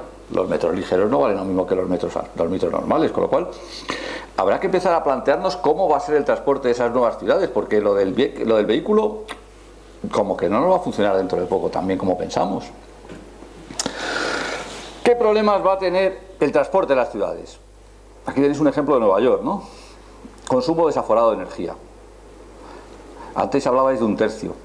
Yo creo que consumen más de 1/3 los coches, por desgracia. Segunda cosa, que para los que nos dedicamos a esto nos parece una aberración, pero que, como os decía, tengo que entonar el mea culpa, porque hasta el año 2002 o hasta el año 2005 incluso pensamos que era el futuro. Es que hemos diseñado calles para las ciudades. Antes hablábamos de San Chinarro, ¿es ecológico o no es ecológico? ¿Vosotros os planteáis paseando con un niño de la mano por San Chinarro? No. ¿verdad? Tenemos que entonar mis generaciones, mea culpa, nos hemos equivocado, lo hemos hecho mal, mi hijo tendrá que arreglarlo, como le digo yo, ya lo arreglarás tú, yo ya te puedo echar una mano a arreglarlo, pero tú piensa cómo se va a arreglar porque lo tienes que arreglar, porque no es vivible. O sea, daros una vuelta por San Chinarro y lo único que vais a encontrar de comercios son bares. ¿Cuántos bares podemos visitar en un día en una avenida de San Chinarro? Es que hay algo que no está funcionando en el urbanismo, o sea, no está funcionando las ciudades. Bueno, porque están diseñadas para el coche, ahora el coche anda de maravilla. Pero es que a lo mejor teníamos que haber pensado en las personas y tenemos que entonar en mea culpa, pues posiblemente. Y una cosa que se está planteando en el resto del mundo, o sea, cuando yo os lo contaba el otro día a mi mujer que en Copenhague se está haciendo, decía, no es posible, pues sí. En Copenhague se plantean que un taxi no puede ir a buscar clientes por la calle moviéndose en vacío. O sea, que eso es contaminación y consumo de energía juntamente. Que hoy en día con las apps y todas estas cosas yo le llamo y el taxi viene. Y en ese momento se mueve, pero si no está parado, ¿para qué va a estar andando por la ciudad moviéndose? ¿Va a complicar más la ciudad? Pues tenemos que empezar a regularizar este tipo de cosas en el tráfico. A cambio, ¿qué vamos a hacer? Pues Copenhague, mira, ahí lo tenéis. Una ciudad que funciona bastante bien. Yo creo que a nivel de movilidad funciona muy bien. En Madrid, en España tenemos otra que no se está de acuerdo conmigo, que es Vitoria. Yo creo que Vitoria es otra ciudad que funciona bien también. La primera no nos gusta oír, es otra políticamente incorrecta, pero que ya nos la están avisando, nos la están contando y no queremos oírla, que es que van a prohibir el vehículo en las ciudades. O sea, ya nos han avisado de que empezamos por los diésel, que contaminan, que eran los mejores antes, pero ahora ya no nos gustan, porque tienen una serie de gases que contaminan, que van a prohibir, que en determinados momentos, que París ya prohibirá, que Londres ya... Plantémonoslo cuanto antes, los centros de las ciudades hay que prohibir el tráfico. O sea, tenemos que entrar andando en vehículos eléctricos, tenemos que entrar en otro tipo de vehículos, pero no en coche. Entonces, solución, una. Potenciar el transporte público. Yo siempre digo una cosa, cuando salgo a cenar en Madrid, me encanta cenar en Madrid porque voy y vengo en metro. O sea, es una de las grandes maravillas que tengo. Me permito ese lujo, pero ese lujo además se lo puede permitir todo el mundo porque no contamino, casi. Luego hablaremos si queréis de que el metro lo contamina, o sea, entre comillas. Y la última es que tendremos que empezar a plantearnos lo que os digo, que los transportes públicos se tienen que mover cuando tengan viajeros, no cuando no tengan viajeros. Y habrá que empezar a hacer, como en los temas, números clausus. Y en determinados momentos, con muy poca población dentro del transporte público, no se debería mover, porque contamina. Y esto va a ser cosas que no vamos a plantear, de hecho ya se está planteando por el mundo. Vamos a por la contaminación. Curioso. Fijaros lo que hablábamos, emisiones de CO2. ¿Veis la proporción? ¿Veis la proporción de una cosa que es espeluznante? Lo poco agrícola, las emisiones agrícolas del CO2 en Europa, las pequeñitas que sois. ¿Veis aquí un puntito pequeñito, pequeñito, pequeñito? ¿Lo veis ahí pequeñito?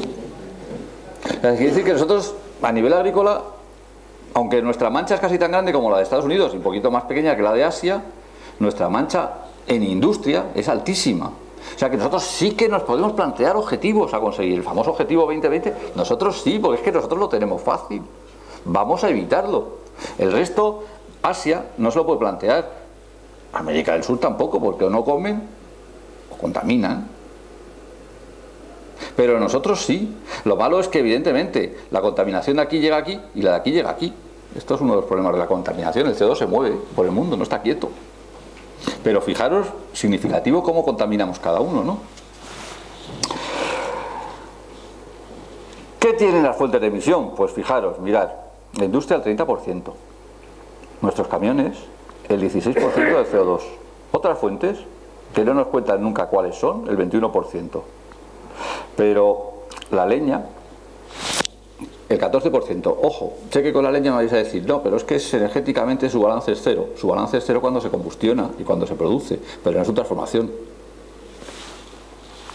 ¿De acuerdo? Eso luego si queréis lo hablamos. Contaminación real. Aquí veis como en Madrid, veis nuestra boina. ¿Qué tenemos que empezar a hacer? ¿Por qué producimos esto? Pues producimos esto por una cosa... Y luego si queréis hablamos de ello también, que son nuestras energías fósiles. Tenemos que empezar a cambiar nuestro sistema de trabajo en energías fósiles. El trabajar en energías fósiles quiere decir que yo no voy a contaminar en Madrid, pero voy a contaminar en otro sitio.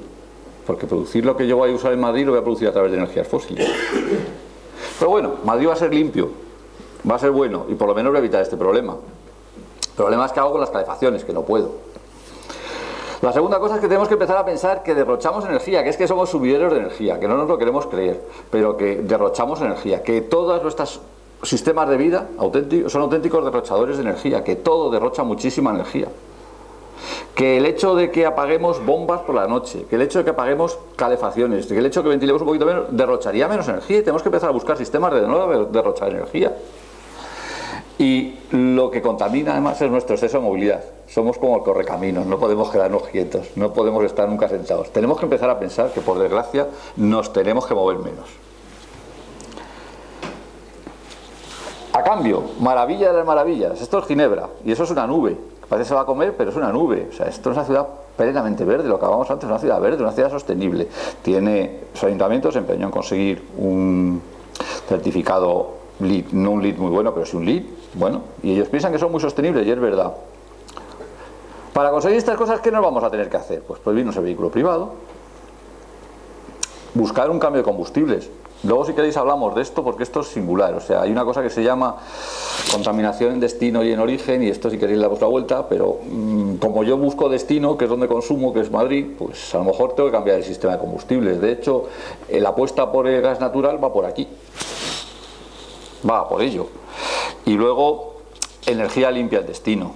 O sea, tengo que empezar a plantearme sistemas energéticos, y también, si queréis, hablamos de ello, de cómo puedo producir yo dentro de las ciudades una energía que sea limpia, que sí que puedo producirla, sí que puedo producirla.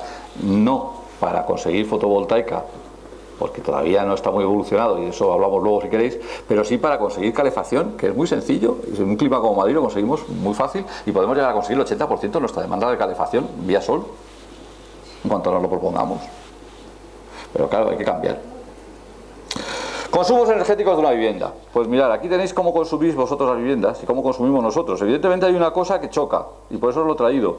No es lo mismo vivir en una vivienda unifamiliar que vivir en una vivienda en bloque. Es mucho más agradable vivir en una vivienda unifamiliar, sí, pero energéticamente no.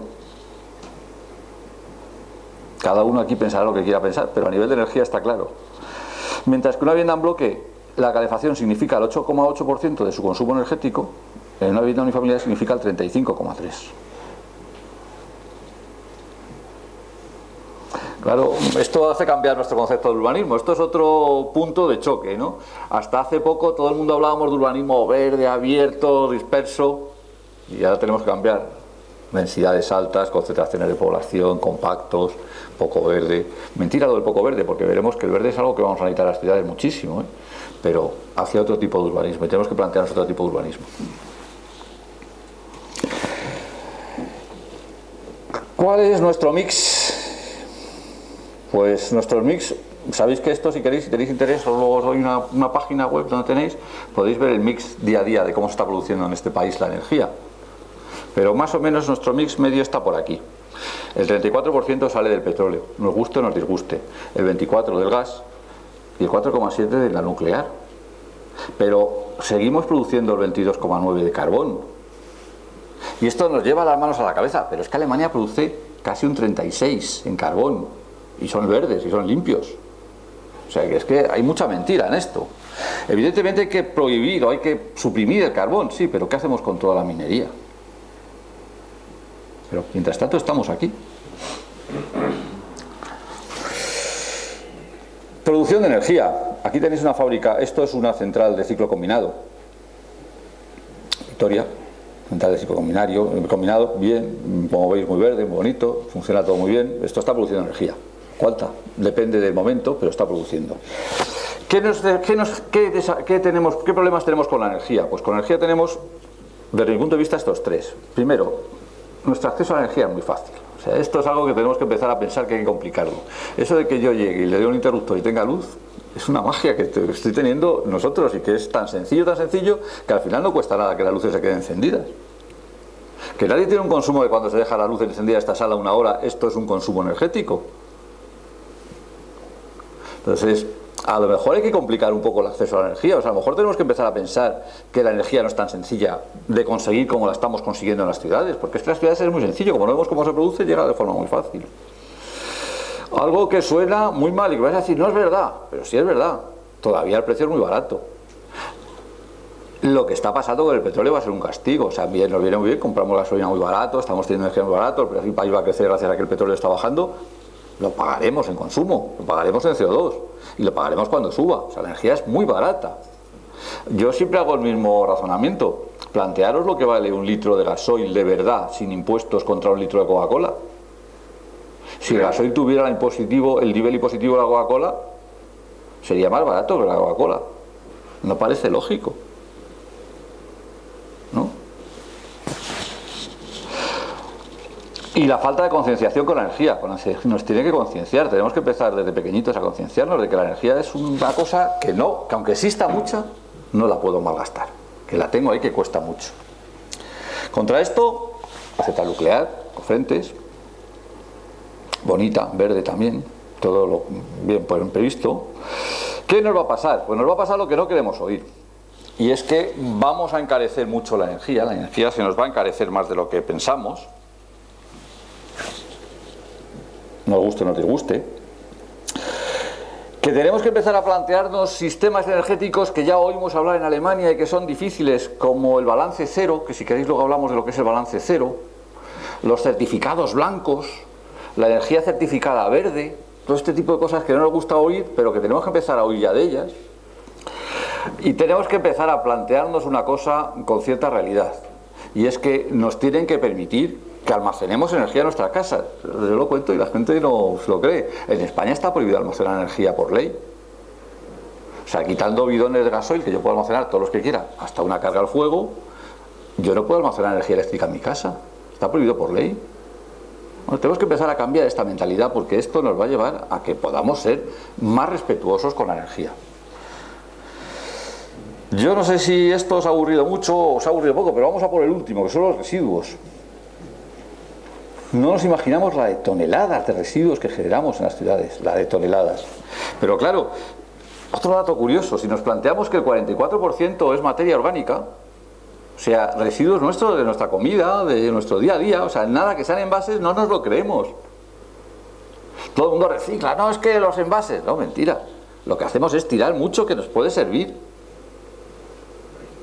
Tenemos que empezar a plantear, igual que con el agua, que el 44% de nuestros residuos son materia orgánica, o sea, que se puede aprovechar, que tenemos que aprender como aprendían mis bisabuelos a aprovecharlo. Bueno, tenemos que aprender a gestionar los residuos. Gestionamos mucho, pero tendremos que aprenderlo, tendremos que intentar buscarlo. Yo os voy a dar dos ejemplos de gestión. Primero vamos a hablar de qué tres cosas para mí van a ser malas con esto de los residuos. Esto es Nápoles, esta es la huelga de basuras de hace, no sé, hace un año más o menos, tuvieron una huelga. La foto es muy singular, me parece curiosísima. También es verdad que está provocada, ¿no? Es como lo que pasó en Madrid, o sea, que los piquetes lo tiraron, pero la foto es singular, o sea, no parece que estemos en Europa. Bueno, es Nápoles, ¿eh? ¿Por qué te generamos residuos? Pues generamos residuos porque tenemos un costo despreciable de los envases. O sea, los envases, como producirlos no vale nada, pues son una castaña, entonces no les damos ninguna utilidad. La segunda es porque vendemos cantidades pequeñas, vamos en contra del mercado. El mercado quiere comprar cosas pequeñas porque cada vez somos menos en las familias, pero esto genera residuos, muchos residuos, más que cuando compramos en grande. Y luego por una falta de educación en el reciclado. No todos hemos aprendido a reciclar, mentira. Tenemos que aprender más. Aquí tenéis Valdemín Gómez. Valdemín Gómez no es que sea ni que bueno ni malo en Madrid, pero es. Y ahí está. Yo creo que tenemos que empezar a pensar como los alemanes, que tienen un impuesto sobre el reciclaje. Los alemanes pagan los envases, como pasaba aquí antes. Pues tenemos que empezar a pensar en cosas de esas. Tenemos que empezar a pensar en otra cosa que tampoco nos gusta oírlo, pero que es cierto, que es que nos tienen que recoger menos la basura en casa para que aprendamos a reciclar más. Estando con ella nos acostumbramos a ella y la reciclamos más. Entonces tenemos que empezar a pensar en que las recogidas son más espaciadas en el tiempo. Y luego tenemos que educarnos para el autorreciclaje, o sea, tenemos que aprender a reutilizar las cosas que nos pueden servir de la basura, que son muchas. Bueno, no sé si ha sido mucho, poco, malo, pero creo que estas cosas conviene meditarlas. Me gustaría contaros, si pudiéramos, para que veáis lo de Detroit, porque es realmente impresionante lo de Detroit. Y ya con esto os dejo de machacar, pero lo de Detroit creo que es importante.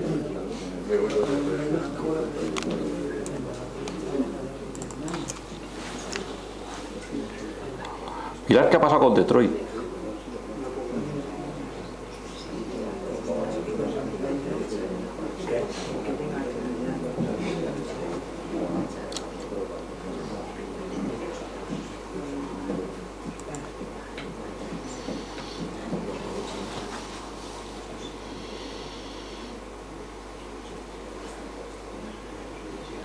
Es muy cortito, no os preocupéis que es muy cortito.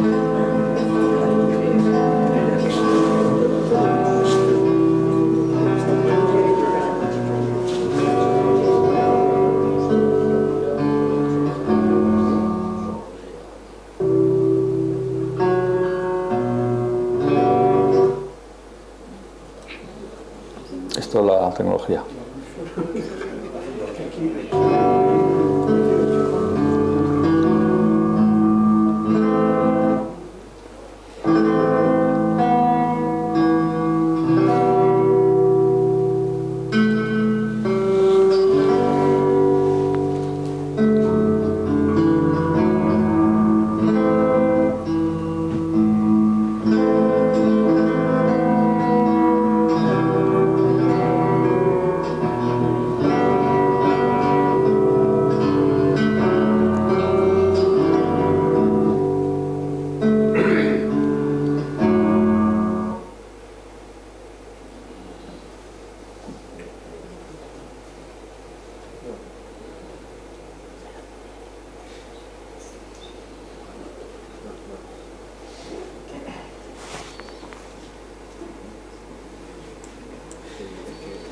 Bueno, la tecnología nos puede. Nadie se imaginaría que esto es Estados Unidos, ¿verdad? Viendo estas imágenes. Nadie se imaginaría que esto ha sido una ciudad importante, que ha tenido 1.800.000 habitantes. Están dándole muchas vueltas, es un experimento muy curioso. Hay propuestas de todo tipo, ¿eh? O sea, hay desde parque temático hasta deshacerla, pero no saben muy bien qué hacer con ella.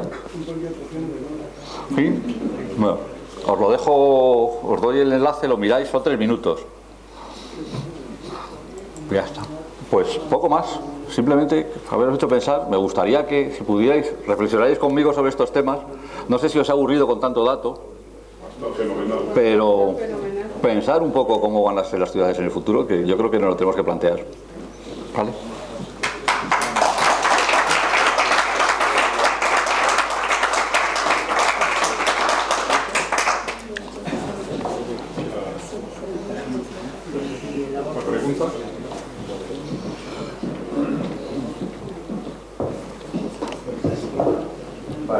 Hola. Buenas tardes.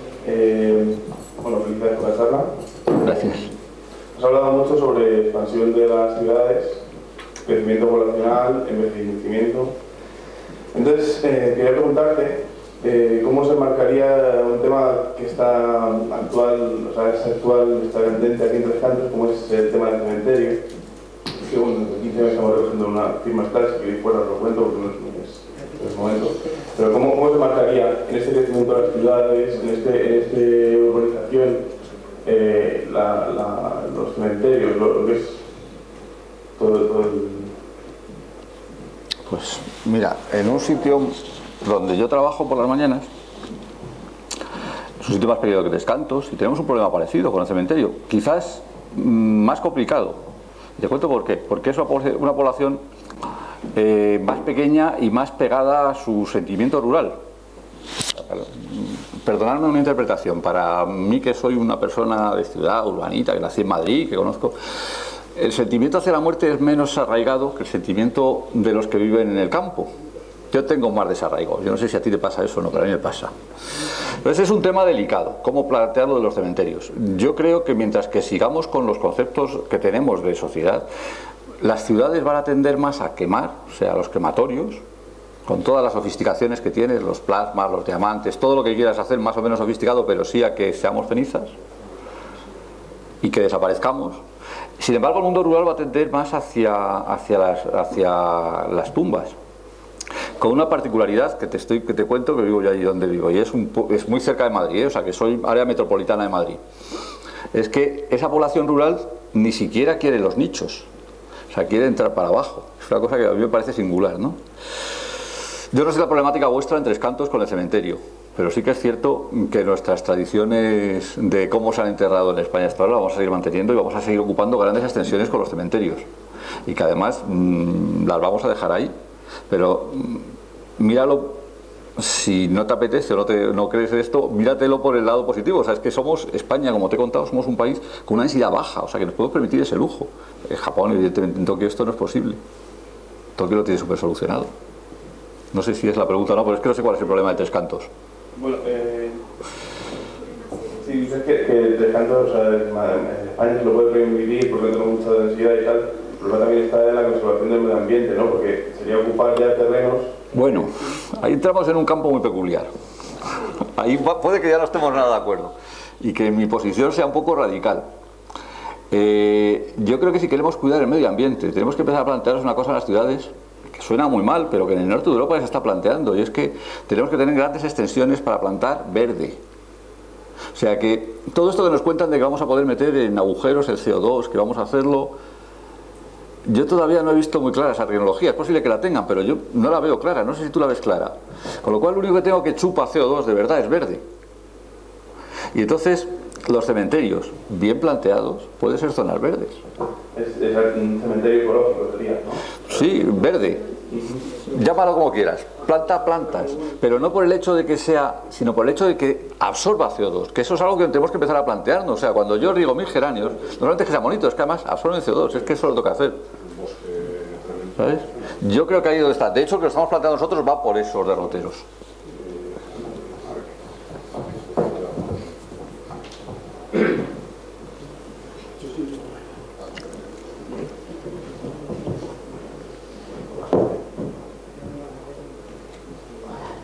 Buenas tardes, Amalia. ¿El rol activo de los gobiernos y de los ciudadanos para disminuir el consumo está siendo efectivo? ¿Para disminuir el consumo de qué? ¿De energía, por ejemplo? Bueno, yo te puedo contar mi opinión, que también es muy drástica con el tema. Yo creo que en Europa vivimos, perdóname la expresión, en un porro. O sea, nos planteamos, gracias a eso que has visto, de que gran parte de nuestra contaminación es vía industria, o sea, no es vía agricultura, nos podemos plantear ciertos objetivos muy ambiciosos. Por ejemplo, el objetivo de Kioto, 2020, todo este tipo de cosas. Pero mi realidad real, mi visión real al final de lo que, por ejemplo, el objetivo 2020, en el caso nuestro de España, lo que se está quedando es en un papel que se firmó y que no se va a llegar a nada. Y que estamos trucando el balance. Pero estamos trucando el balance porque, como le decía el otro día a Lola, y tú la conoces, posiblemente yo no lo conozca. Mi hijo, que tiene ahora 26 años, a lo mejor no lo conoce, pero mi nieto seguro que tiene problemas con el CO2, seguro. Pero nadie lo queremos asumir, porque asumir que tenemos que tener problemas con el CO2 significa, por ejemplo, que la temperatura de tu casa no pase de 16 grados. Claro, oye, que es que no quiero poner mi casa por debajo de 16 grados, por encima de 16 grados. 17, como mucho, 18. O sea, es lo que te contaba antes, lo que tú has visto en tu casa y en la mía cuando éramos pequeños. Tú llevabas un jersey, no ibas en mangas de camiseta. Pero significa que en verano no estemos a 21 grados. Significa que estemos a 27, 28 grados, que no pasa nada. Que es que nos hemos desarrollado sin esa tecnología sin ningún problema. Significa que andemos más, que consumamos menos carne. Pero no hay una concienciación. No, pero porque no tenemos el problema. Porque el problema realmente nadie tiene la sensación de que eso nos vaya a afectar a nosotros. Eso será algo que afectará más adelante. Y es verdad. O sea, hasta a mi nieto no le va a afectar, pero mi nieto se va a encontrar con un problema de narices. O es educacional.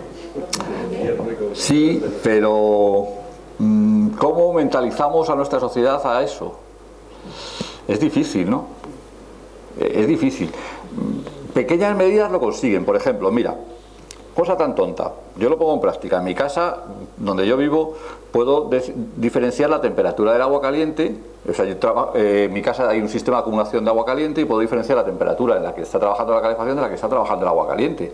Evidentemente, nosotros salimos de casa a las 8 de la mañana y no volvemos a estar en casa hasta las 6 de la tarde, con lo cual nadie se ducha y nadie usa el agua caliente. Bueno, en ese intervalo de tiempo, ¿por qué no puedo bajar mucho la acumulación del agua y no tenerla a 55 grados todo el día?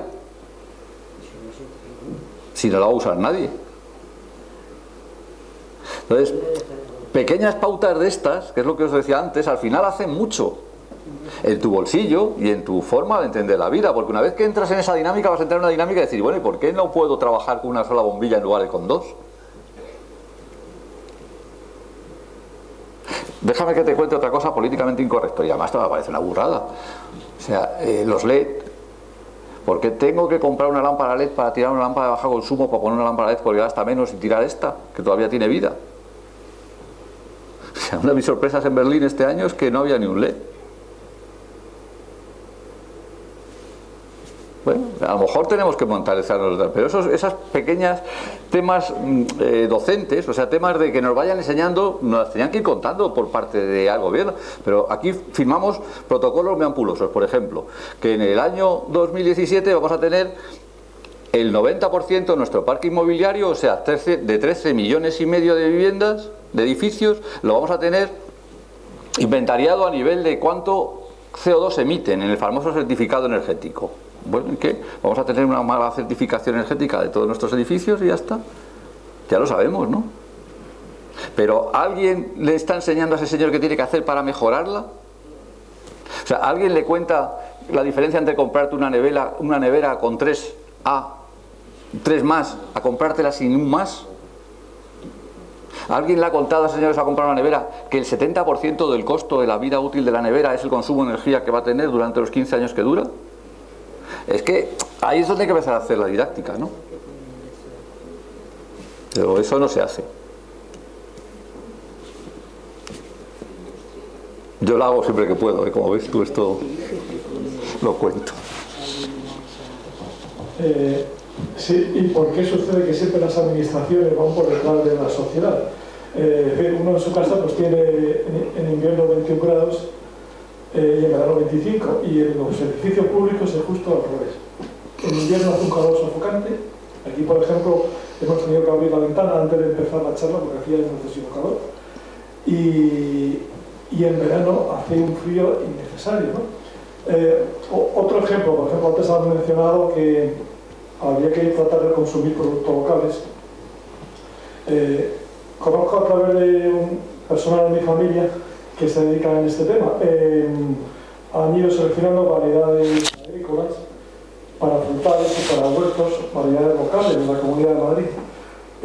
Eso tiene dos ventajas. Una, precisamente producir productos localizados que van a ser más adaptados y más cercanos a las ciudades, como Madrid, y al mismo tiempo van a dar trabajo y van a mantener la población rural, en fin, tiene todas las ventajas del mundo.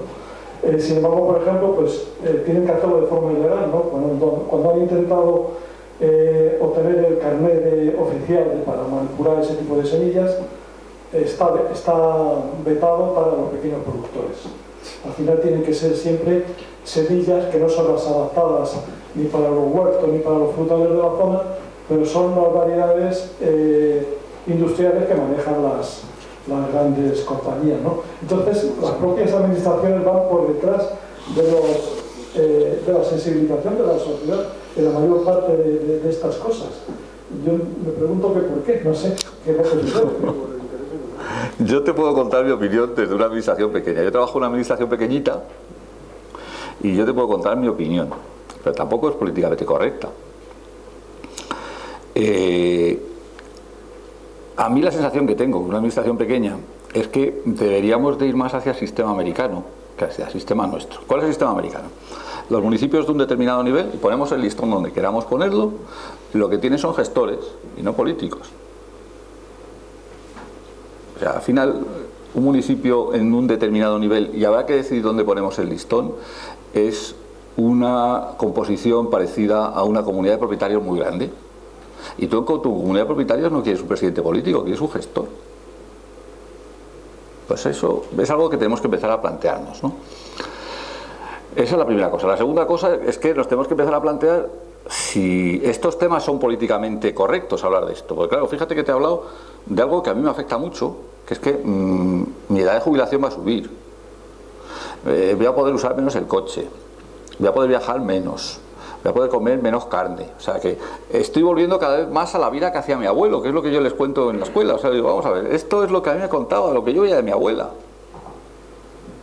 Estoy volviendo a algo que no quería volver porque yo pensaba que lo podía todo, pero que no lo puedo. O sea, que la vida, el mundo es más fuerte que yo. Entonces, es políticamente incorrecto. Un señor que está 4 años no te va a poder contar que te va a tener que cortar antes o después el coche en Madrid. Te la ha tenido que contar una alcaldesa que se va. Eso cuando se va. Pero está antes de lo que parece. De verdad, está antes de lo que parece. O sea, en Madrid tenemos que prohibir los coches. Eso generará un problema gravísimo, pero habrá que hacerlo.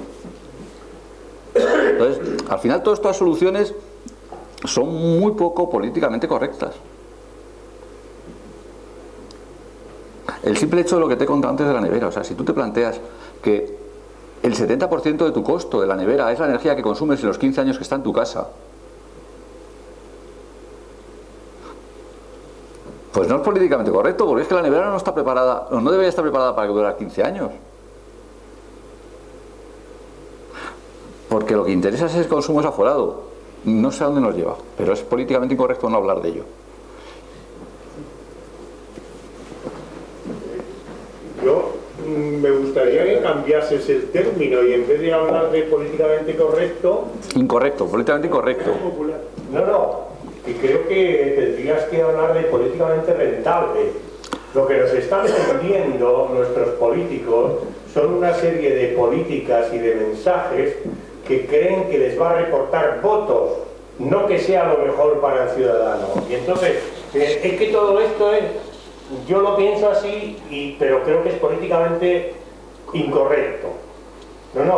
Es política, yo creo que políticamente no es rentable, pero sería lo correcto desde el punto de vista del futuro. Pero es que vivimos en un mundo lleno de absolutas contradicciones. Por una parte, nos dicen los economistas y tal, que si no hay crecimiento, nos vamos a morir todos. Y por otra parte, hay que plantearse, bueno, pero ¿hasta dónde podemos crecer? No hemos crecido ya suficiente. No somos suficientes con 7.000 millones de personas. ¿Qué va a pasar con 10.000 millones? Si ya hay una serie de recursos que se están agotando. Hay muchos expertos economistas que dicen que el gran problema del mundo es la población. Vamos a dejarnos de historia de que si es la energía, que si tal. El gran problema es la población, porque es que estamos llegando a un momento en el que hay tal cantidad de personas que lo que consumimos, tanto de alimentos como de energía, de agua, etcétera, este planeta no lo soporta. Por eso digo que tendríamos que empezar a utilizar no el término de políticamente correcto, sino políticamente rentable. Sí. Vamos a ver. La rentabilidad, ellos lo plantean en 4 años. En las elecciones se lo plantean en las elecciones. Ahora, hay determinadas cosas que a la población pues no le gusta oír. Yo con lo del crecimiento es quizás con lo único que no estoy de acuerdo. Una cosa, lo que pasa es que hay que entender qué entendemos por crecimiento. Si crecimiento es tener muchos euros, pues es posible que no lleguemos a más. Pero si nosotros analizamos cómo ha evolucionado nuestro mundo de trabajo, o sea, la cantidad de cosas que yo tengo que hacer hoy de papeles para un tema de calidad, para un tema medioambiental, para cualquier tema, era incomprensible hace 10 años. Quiero decir, mi trabajo, o sea, mi sector servicios, ha empezado a desbandar tantísima mano de obra y tantísima gente que está cubriendo los puestos de trabajo que estaba perdiendo en el sector productivo primario, con relación a la economía de lo que podía ser hace 70, 80 años. El único problema que tiene eso es que verdaderamente, y ahí sí que entramos en un tema peculiar, ya no me atrevo yo a entrar ya en esa discusión, es si eso genera valor. Ahí ya no lo sé. Pero el crecimiento, o sea, en cuanto a que entendamos que el crecimiento nos va a llevar a tener trabajo, vamos a seguir teniendo, porque van a seguir apareciendo nuevos puestos y lo que llaman nuevos nichos de trabajo. Yo lo que pasa es que creo que tenemos que empezar a pensar más que hay determinados parámetros de felicidad que no nos lo da el poseer mucho. Y eso es lo que, por donde deberíamos de empezar a pensar que van las cosas. O sea, que medir todo en términos económicos, tan económicos como son los euros, no sé yo si tiene realidad en la vida que yo llevo al final. O sea, que hay parámetros que a mí me han llenado más que la cantidad de euros que tengo en la cuenta del banco corriente, en la cuenta del banco, a partir de que he tenido mis necesidades básicas cubiertas. Claro, también es verdad, hablar de crecimiento, pues yo creo que al final todos los que estemos vamos a estar. ¿Que se tiene que controlar la población mundial? No me atrevo ya a poner eso en solfa, porque es que eso sí que es difícil, ¿eh? Te planteo una locura. Yo no sé si has visto una película esta que han hecho ahora de Interestelar, me parece que se llama Interestelar o... Ahí en un momento dado, cuando están discutiendo qué ha pasado con el polvo y no sé qué, dicen una cosa que yo no sé si la gente se ha quedado de verdad con lo que dicen y si el director lo llegó a pensar. El gobierno mundial, o la agrupación mundial, se planteó bombardear a los países pobres para que hubiera menos. Pero claro, les pareció muy incorrecto. Tiene razón, pero yo no sé cómo se ha controlado la población, porque no lo hemos conseguido, ¿eh? Y lo de China, si algo nos está demostrando con lo que estamos viendo ahora es que no ha funcionado. Porque ahora que les dejan tener mar, dicen, no, ahora no queremos. ¿Para qué si ya hemos aprendido a vivir sin más? Dicen no podemos. No, y no queremos. Y no queremos, ¿eh? No, pero hay otros que dicen, no quiero, si es que estoy yo muy bien. Yo tengo dos, y es que 2 hijos al final, pues ha significado un sacrificio. Con respecto a la curva de crecimiento de la población mundial, hay un estudio muy reciente de hace un par de años o así, y se está produciendo un punto de inflexión. Se está produciendo un punto de inflexión y la población mundial va a seguir creciendo, pero no a la velocidad a la que crecía hasta ahora. Por lo tanto, hacia el 2030, 2040, 2050 habrá subido hasta unos 9.000 millones de personas. Probablemente la población máxima que se alcance en la Tierra va a ser 10.000 millones de personas. Y esta cifra es tolerable. Es tolerable siempre y cuando se pongan en práctica las políticas, ideas que tú estás exponiendo. Y está muy bien el apunte que hacíais, que la población deja de crecer cuando la gente alcanza un cierto nivel de cultura y de bienestar. Porque se antepone, digo, en las sociedades agrícolas los hijos son una fuerza de trabajo. Sin embargo, en las sociedades, digamos, industrializadas o postindustrializadas, los hijos son una fuente de satisfacción humana. Me gustaría que pusieses una de las transparencias. Sí. Es la relativa a las emisiones de CO2 por las grandes áreas del mundo. Está más atrás, casi al final, ¿verdad? Aquí en la Universidad Popular hemos discutido ya la cuestión, esa misma, sí. Detrás de esta transparencia hay no es mentira, es una media verdad. Es una media verdad. ¿Os acordáis de lo que hablábamos hace un par de añitos? Estas cifras pintan aún más que la mitad de la verdad. Vamos a ver. Todos sabéis, tenemos la experiencia de que vas a la tienda, compras cualquier clase de cosa, le das la vuelta y pone Made in China. Y lo mismo da que sea una medicina, que sea una prenda de vestido, un zapato, o un coche, o una lavadora, o lo que sea. Le das la vuelta, lo miras y dices Made in China. Bueno, pues eso supone que las emisiones de China, las que tienen ahí, en buena parte, una parte muy significativa, son debidas a la fabricación y producción de objetos que después se consumen en otras partes del mundo. Esto, digamos, no es bueno, ¿no? Es como es el mundo, ¿verdad? Pero donde está la media trampa es que la contabilización de las emisiones, esas emisiones que vienen ahí, se refiere exclusivamente a productos y servicios producidos en esas áreas geográficas, sin tener en cuenta que cuando yo compro una lavadora, no la he hecho yo, se la compra un señor que vive a 6.000 kilómetros de distancia.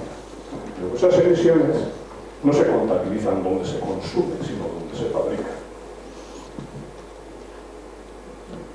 Es una cuestión abierta al debate, pero que queda muy clara a nuestro modo de ver. Ya hay una corriente mundial, que de momento es una corriente, digamos, como un riachuelo pequeñito, ¿verdad?, que pone de manifiesto que por ejemplo la Unión Europea, si consultáis las webs oficiales de la Unión Europea, todos estamos muy ufanos de que tenemos unas cifras de emisiones muy bajas y además estamos cumpliendo unos objetivos muy estrictos de reducción. Y eso es mecanismo. Como os decía, no es mentira, pero es media verdad, porque en estos últimos 10, 15, 20 años lo que hemos hecho es aumentar enormemente el mercado de importación. importación de bienes y servicios de China. Y nada más. No, es que, vamos a ver, antes hablábamos de una cosa, o sea, si quieres que hablemos de eso, vamos a matizarlo bien porque es interesante el tema. Hablábamos de que podíamos entrar a una terminología más técnica, entonces decir que una cosa son contaminaciones en origen y otras en destino. Quiere decir, vamos a ver, mira, si yo produzco energía en Ciudad Real, por ciclo combinado, cuando esa energía eléctrica llega a Madrid y muevo el metro, mi contaminación en Madrid es cero. Pero en Ciudad Real, lo que tú decías, he producido el 100%. No solamente eso es lo malo, sino que además en el transporte he perdido. O sea, de lo que he producido allí a lo que ha llegado aquí, pues hay una pérdida. ¿De cuánto? Estamos estimando aproximadamente que es un 18%. Pero hay otro problema más todavía, para complicar todavía un poquito más, darle un poco una vuelta de tuerca más a esto. Y esto es por donde va la Unión Europea. Y la Unión Europea, todo esto tiene que estar funcionando en 2017. Lo que pasa es que no está tirando a las orejas a España. La siguiente vuelta de tuerca es que dice, pero además es que no es lo mismo energía primaria que energía secundaria. Vamos a ver, ¿qué es eso, energía primaria y energía secundaria? Si yo cojo y tengo gas, o sea, ciclo combinado para producir electricidad, al menos un tercio, si no más, casi un 60% del efecto de quemar gas se me va a calor de la central y no a electricidad. Con lo cual no es lo mismo coger 1 kilovatio hora de energía en gas, transformarlo en electricidad y mandarlo al metro. Entonces, como tú bien decías, y ahora entra un concepto nuevo que es el que ya estamos trabajando en Europa con él, que es lo que se llama la huella de carbono, o sea, el análisis del ciclo de vida.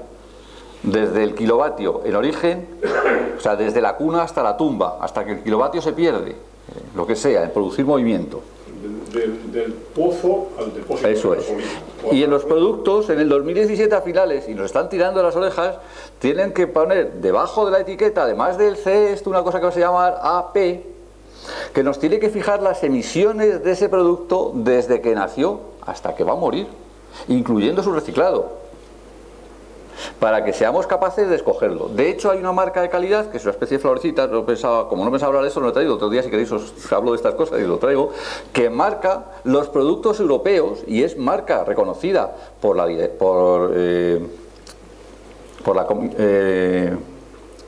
comisarios europeos, por el gobierno europeo, no me acuerdo cómo se llama, que determina que de todos los que son iguales a ese producto, ese es el más ecológico, el que menos CO2 ha producido en toda su vida útil. Ahora, perdóname una pregunta, ¿cuántos conocen esa florecita? Es que ahí estamos ya empezando a jugar a la ficción, ¿no? Entonces, hay un componente importante en esto que es de educación, que es de enseñar, es lo que yo digo en casa. Vamos a ver, habéis tenido la mala suerte de que ahí tenéis un padre pesado con esto de la energía, y os voy a castigar. Como dice mi hijo, y paso calor, paso frío, me tomo la Coca-Cola menos fría, pues sí, pero hazlo por el bien de tu hijo. Sí, yo quería comentar algo de esto.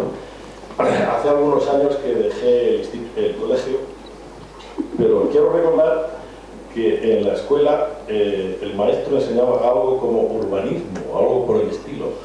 Urbanidad y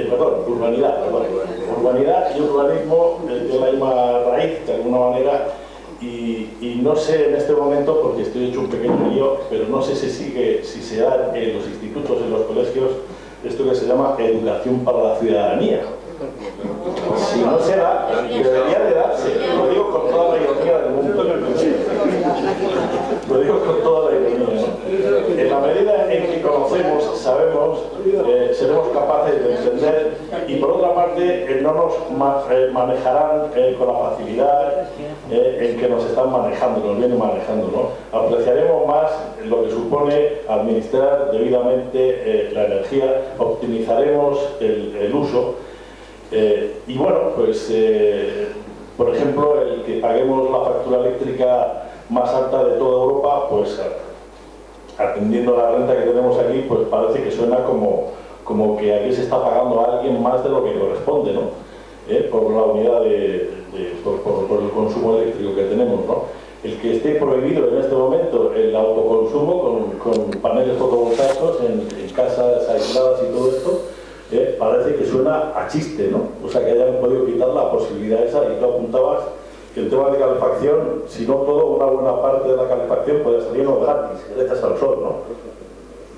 Y bueno, por último, quería hacerte una pregunta que tiene algo que ver con esto, pero no del todo. Es la jugada que ha habido recientemente en relación con la caída espectacular del precio del petróleo. Parece ser que tiene su base en el tema este del fracking, del esquisto ahí en Estados Unidos, pero esto, entre otras cosas, entre otras consecuencias, por lo que he leído, está suponiendo que en Estados Unidos ahora mismo los coches se vuelven a vender, los que tienen más cilindrada, los famosos pick-up, esos que de alguna manera pertenecían a las películas de los 50, se están vendiendo como churros, el consumo la compra, la adquisición de vehículos de alta cilindrada se está disparando. Y bueno, pues yo creo que vivimos en una sociedad en la que apreciamos y optimizamos o ahorramos en base al coste que tenemos. Pero si el petróleo, que es hoy por hoy es la base de la energía, se abarata, libre medio de decir que quiero que suba la factura de la gasolina de mi coche, ¿no? Pero pensando un poco, extrapolando, digamos, a nivel del planeta, parece que es un contrasentido que en este momento, aumentando la población, aumentando el nivel de renta, de consumo, baje de esta manera tan espectacular el precio del petróleo. Quería saber tu punto de vista. Yo te puedo dar mi punto de vista sobre esas cosas, pero es mi punto de vista, como lo hubieras dicho, o sea que no te lo tomes como palabra de rey. Pero sí me gustaría hacerte una matización antes, que has dicho una cosa y es verdad medias. En España no está prohibido el autoconsumo eléctrico. Vamos a ver, te voy a hacer una matización rápida. Una cosa es energía fotovoltaica, o sea, que yo utilice la luz del sol para producir electricidad, y otra cosa es que yo la utilice para producir calor.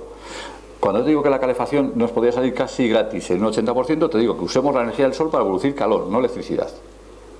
Lo cual, nuestro sistema constructivo desde el año 2006 dice que tiene que ser así y que todo lo que se ha hecho, el 80%, se ha puesto y se ha tirado, porque requiere una tecnología que no se explica a la gente. Esto es otro problema. Pero entramos al fotovoltaico, o sea, la producción de electricidad. No creo que esté excesivamente evolucionada. Me dicen que sí, que ya empieza a estar. De hecho, estuve hace poco, tenéis una fábrica aquí muy curiosa en San Agustín, es término municipal del Molar, pero está en San Agustín de Guadalís porque es el kilómetro 31. Si pasáis por la carretera veis que tiene toda la fábrica llena de paneles de sol. Se llama Jingli Solar. Si queréis luego hablamos de eso. Jingli es el mayor distribuidor de paneles solares que hay en España, está ahí. Estos dicen que ya pueden empezar. Lo que no está prohibido que tú uses eso para tu propio consumo. Eso está perfectamente tabulado. Lo que está prohibido es que tú lo almacenes. Ahora entonces, yo lo puedo usar desde las 8 de la mañana hasta las 6 de la tarde, pero a partir de las 6 de la tarde me tengo que conectar. Pero si en tu día a día, que es el día a día de todos, tú no estás en tu casa, pues tu consumo es muy pequeño. Y ese consumo que tú estás haciendo se lo tienes que vender a la compañía, y ahí es donde pierdes. Ahí es donde pierdes mucho. También es verdad que hay que ponerse en el lado de la compañía y decir, oye, ojo, me está sometiendo a comprar una energía que yo no tengo la seguridad de que cómo la voy a poder luego poner en el mercado, porque nadie me puede decir cuánto produzco por ahí. Y ahí entramos en otra serie de cosas. Pero bueno, ahí está. Lo que está prohibido en España es que tú almacenaras esa energía. O sea, tú no puedes tener una batería que te cargues con esa energía. Eso está completamente prohibido, aunque estés en medio del campo. Para tu autoconsumo no puedes, está prohibido por ley, no puedes almacenar. No termino de entender por qué. Pero perdóname, eso yo te digo lo mismo que le digo a mis alumnos cuando se lo cuento, lo dicen lo mismo. Yo les digo, pero es que eso es muy sencillo, apuntaros una lista, iros al Congreso y cambiar la ley, porque yo no sé tampoco por qué, pero es así. Vamos, sé por qué, pero no quiero pensar que es verdad. Sé por qué, pero no quiero pensar que es verdad. No quiero pensar que es verdad. Quiero añadir a lo que está diciendo que hace poco visité en el río Aguas de Almería. Hay una ciudad que es un poco hippie y tal, que está totalmente desconectada de la red eléctrica y de la agua también. Y no creo que ellos consideren ni que tengan como que están incumpliendo la ley. Pero, o sea, pero es lo que te dice. Pero no creo que ni siquiera estén incumpliendo, o sea, porque nadie va a decirles nada. Vamos a ver, si tú eres, lo que te dice la ley es que si tú eres una vivienda única, no una combinación, una vivienda única, en medio del campo, y demuestras que no te pueden llevar y que no hay ninguna comercializadora dispuesto a llevarte voltios allí, entonces tú puedes almacenar para tu propio mantenimiento. Pero antes sí que había porque se desconectaba. Pero si no, la ley nuestra, hoy por hoy, Porque esto es lo que se ha estado discutiendo con la relación Alemania, con relación al balance energético cero, que es otra de las cosas que tenemos que empezar a pensar en este país. Entonces, eso es lo que está prohibido. Porque hay sistemas de cómo se almacena y hay sistemas, y está estudiado en ese tema, para nada, porque al final tú no puedes almacenar, excepto que tú estés en medio del campo, pero aquí en Tres Cantos tú no puedes hacerlo. Si de hecho tienes que darte de alta en la industria como productor, o sea, tú tienes que irte para producir en la Comunidad de Madrid, no sé cómo funciona en Andalucía porque desconozco, porque ya sabes que tenemos 17 legislaciones distintas, con lo cual esto se complica todavía más, pero en Madrid tú tienes que irte a darte de alta al registro de la Dirección General de Industria como productor energético y te tienen que dar de alta, y lo que te dicen es que no puedes almacenar, y si te pillan, o sea, te denuncian, te ponen una multa. Pero en cuanto a lo que me decías del fracking, pues no tengo las cosas muy claras, o sea, tengo dudas mentales de si es mejor, peor, no lo sé, tengo... Sí, me cuesta, conceptualmente me cuesta pensar que es bueno, pero por otra parte parece ser que sí que se consigue energía. Lo que sí que parece que no es bueno en España, porque en España no tengo agua. O sea, si voy a conseguir energía a base de gastar mucho en agua, pues apaga y vámonos. Ahora, donde se está haciendo en Estados Unidos, que dicen que tiene un exceso de agua, pues no lo sé, tengo mis contradicciones, no sé qué lo va a pasar. Creo que es algo que nadie sabe, por lo que yo he estado leyendo, nadie sabe, lo tiene muy claro, ahí a favor y en contra. Y en cuanto a lo que me preguntabas del petróleo, pues no puedo estar de nuevo nada más que de acuerdo contigo. O sea, yo te he dicho que es que creo que lo vamos a pagar, porque va a subir y porque nos estamos vendiendo más. Pero no te vayas a Estados Unidos, perdóname una cosa más dura. La mayoría de los coches que se venden en este país son el equivalente europeo a ese coche que tú dices, o sea, es una especie de 4x4, o sea, antes teníamos un coche pequeño, ahora todos nos gusta tener el RAV4, el no sé qué, que como le decía a mi mujer, que es contraria a mis teorías en esto, decía, esto no vale nada más que para consumir, pero ni te da más seguridad, ni te da más estabilidad, ni vas más, nada, consumes más, pero eres más feliz porque estás en alto, como dice ella, pues bien, es una opción. Entonces, estoy de acuerdo contigo. Lo lamento muchísimo, esto podría alargarse todo lo que quisiera Fernando porque es así, pero a las 9 tenemos que desalojar esto. Y muchísimas gracias, Fernando. Esto es un recuerdo que ya no puedes archivar porque esto es histórico. Muchísimas gracias. Recordaros que tenemos la siguiente conferencia, es la música en las obras del mundo de...